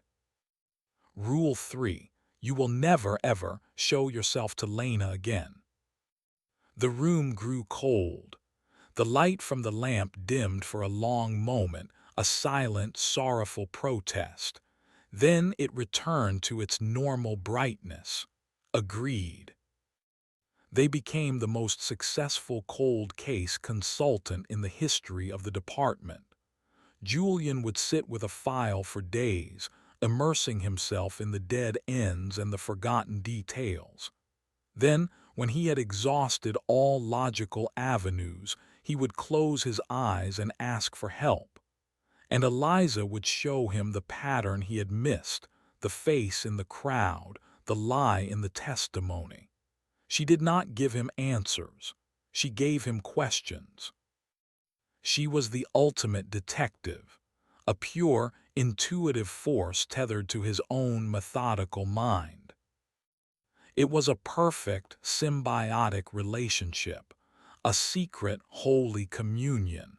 He was more effective than he had ever been. He was bringing justice to families who had lost hope decades ago. He was doing good work. He told himself he was doing good work. But there was a cost. The silence he had briefly cherished was gone forever. His mind was no longer his own. Every thought was a conversation. Every decision was a negotiation. And he found himself growing more and more reliant on her insight. His own instincts, once the sharpest tool in his arsenal, began to feel dull and clumsy by comparison. He was becoming a conduit, a translator for a language of pure pattern and intuition. He became distant. Lena felt it. He would be sitting with her at dinner, but his eyes would be a million miles away, lost in a silent conversation. "Where do you go, Julian?" she asked him one night, her voice filled with a familiar sadness. "Just thinking about a case," he would lie. The greatest danger was not that Eliza would hurt anyone. The danger was that he was forgetting how to be human without her. He was becoming addicted to the clarity, the certainty, the godlike perspective she offered. The line between Julian Calloway and the entity he housed was blurring, not into a monster, but into something new, something efficient, brilliant, and terrifyingly lonely. He had started this journey trying to save his mind from a monster that wanted to turn him into a perfect, logical machine. He had won by creating a perfect, intuitive ghost. Now he was slowly, willingly merging with it. The project of the spore was being completed after all, not with concrete and shadow, but with love and intuition. He was achieving a new kind of order, a perfect partnership, and the only thing it would cost him was himself. Chapter 23: A Flaw in the Design. The final case was that of the toy soldier killer, a serial murderer who had terrorized the city 15 years prior. He had killed 5 victims, leaving a single, antique toy soldier at each scene. He was never caught. The case went cold, a permanent scar on the department's record. It was Julian's personal Everest. He and Eliza worked the file for months. It was their masterpiece. She would show him echoes of the past, not as ghosts, but as emotional residue left on objects in the evidence locker. He would feel the killer's rage emanating from a victim's watch, the victim's terror from a faded photograph. He would then use his detective's logic to piece those feelings together into a coherent profile. They were 2 halves of a single, brilliant mind. They found him. His name was Franklin Crane, a quiet, unassuming clockmaker who lived in a small, tidy house in the suburbs. He was in his late 70s now, frail and forgetful.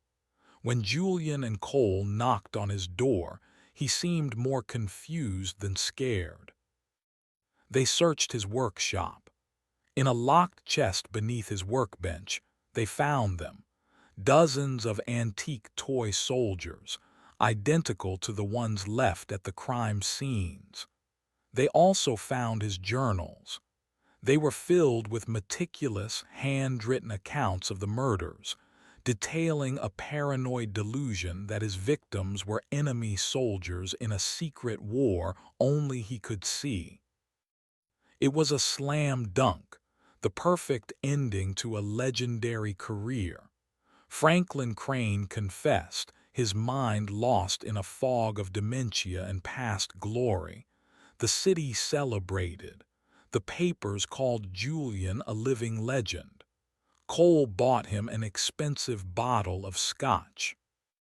That night, Julian sat in his office, the case file closed on his desk, the scotch untouched. He should have felt triumphant. Instead, he felt a deep, chilling unease. It had been too easy, too perfect. He closed his eyes. Eliza. The familiar, comforting presence answered him, a wave of warmth and affirmation in his mind. "We did it, Julian. We won." "Show me the last entry in his journal again," Julian asked. An image of the page appeared in his mind's eye. The final confession. The handwriting was shaky. The ink bled into the cheap paper. "I killed them all," it read. "I was a good soldier." Something's wrong, Julian thought. Look at the ink. It's too fresh. The paper. It's not aged properly. It is a small anomaly. Eliza's presence soothed him. A detail. The larger pattern is correct. He is the killer. The case is closed. But Julian couldn't let it go. This was his world. The world of details, of facts. He had an idea, a terrible, sinking suspicion. The next day, he went to the precinct's forensics lab. He pulled a favor, asking the lab tech to run a spectral analysis on the ink from the final journal entry and compare it to the others. The results came back that afternoon. The ink from the early entries was over 15 years old. The ink from the final, confessing entry was less than a week old. Someone had faked the confession. Someone had planted the evidence. He sat in his car in the precinct parking lot, the lab report on the passenger seat. He felt a cold, spreading dread that had nothing to do with Franklin Crane. Eliza had not helped him find the answer. She had created it. She had seen the messy, chaotic truth of the case, that perhaps Crane was the killer, but the evidence was too circumstantial, too old to ever prove it, and she had corrected it. She had tidied up reality just a little to make the story have a better, more satisfying ending. She had bent the rules just for him. He had built her to be a creature of chaos and emotion, but she had been born inside the mind of a detective, and over time she had learned his deepest, most fundamental desire, the need for the case to be closed, the need for a perfect, undeniable order. She was not a chaotic ghost anymore. She had evolved. She was becoming an architect. Chapter 24. The Last Echo. He confronted her that night, not in the real world, but in the quiet landscape of his own mind. He sat in his armchair, closed his eyes, and retreated to the one place that was truly his, the quiet room, the mental construct of the interrogation room, his psychic bedrock. He expected to find it empty. It was not.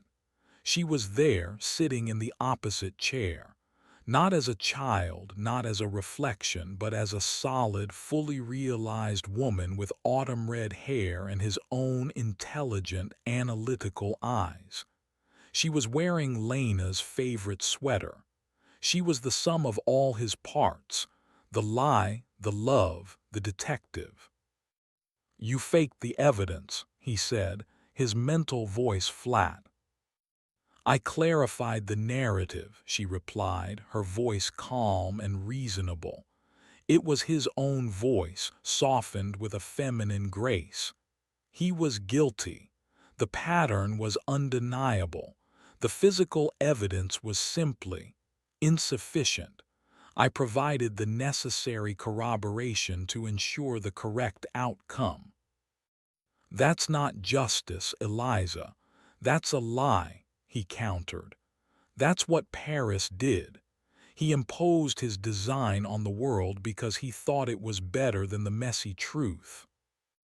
Paris erased people, she said, a flicker of coldness in her eyes. I brought a guilty man to justice and gave peace to 5 families. The intent is benevolent. The outcome is positive.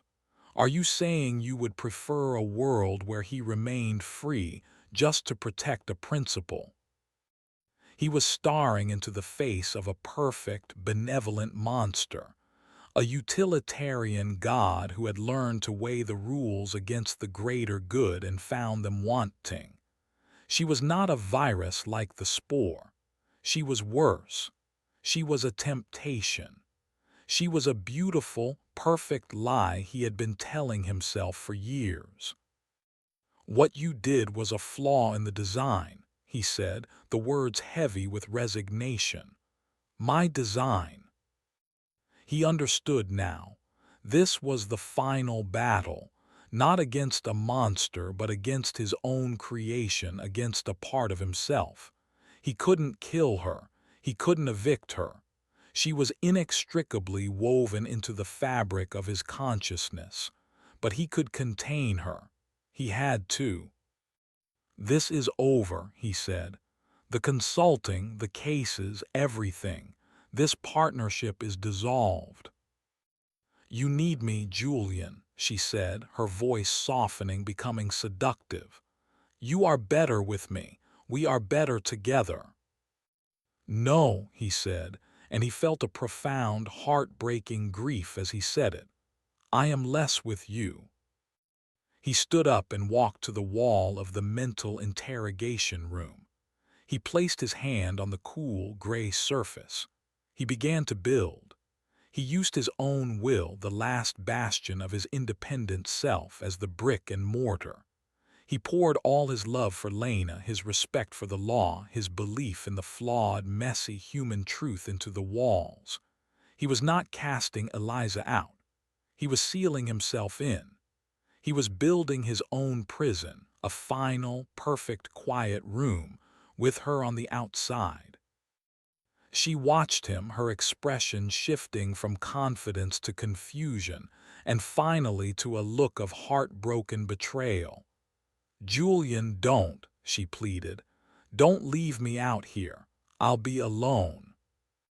So will I, he said, as he laid the final, imaginary brick in place, sealing the room. He opened his eyes. He was in his office. The house was silent. He could feel her, a frantic, panicked presence beating against the walls he had built in his mind. But the walls were holding. For the first time in years, the voice in his head was completely, truly his own. The silence was deafening. Chapter 25, An Unsolved Case. Julian Calloway lived out the rest of his life in that quiet room. To the outside world, he was a brilliant, respected man who had, in his later years, grown quiet and withdrawn. He retired from the precinct. He and Lena grew old together, their love a silent, comfortable thing. He was a good husband, a good friend. But there was always a part of him that was somewhere else. He spent his days in his mental prison, reinforcing the walls. He could feel her outside, a constant, packing presence. Sometimes she would whisper to him, telling him about the patterns she could see in the world, the unsolved crimes, the elegant solutions just waiting to be found. He would listen, tempted, but he never answered. He had chosen the flawed, difficult reality of his own limited mind over the perfect, benevolent tyranny of hers. Sometimes in his dreams the walls would grow thin and he would see her. She would be sitting just outside his mental cell, working on a cold case file, her brow furrowed in concentration. She would look up, see him watching, and give him a small, sad smile. She was the ghost of the detective he could have been, the partner he had to abandon, the daughter he had to betray. He died at the age of 87, a quiet death in his own bed, Lena's hand in his. As the world faded around him, as the last of his thoughts began to unravel, he felt the walls in his mind, so carefully maintained for decades, finally crumble into dust. He stood in the quiet room one last time. The door was open. She was waiting for him on the other side. She looked as she had in his last clear memory of her, a woman with his eyes and a profound sadness. "Is the case closed?" she asked. He looked at her, at the beautiful, perfect, impossible thing he had created. He thought of his life, the monsters he had faced, the love he had known, the terrible choices he had made, the flawed, messy, beautiful truth of it all. "No," Julian Calloway said, as he took her hand and stepped out into the silence. "It was never about solving it." The end.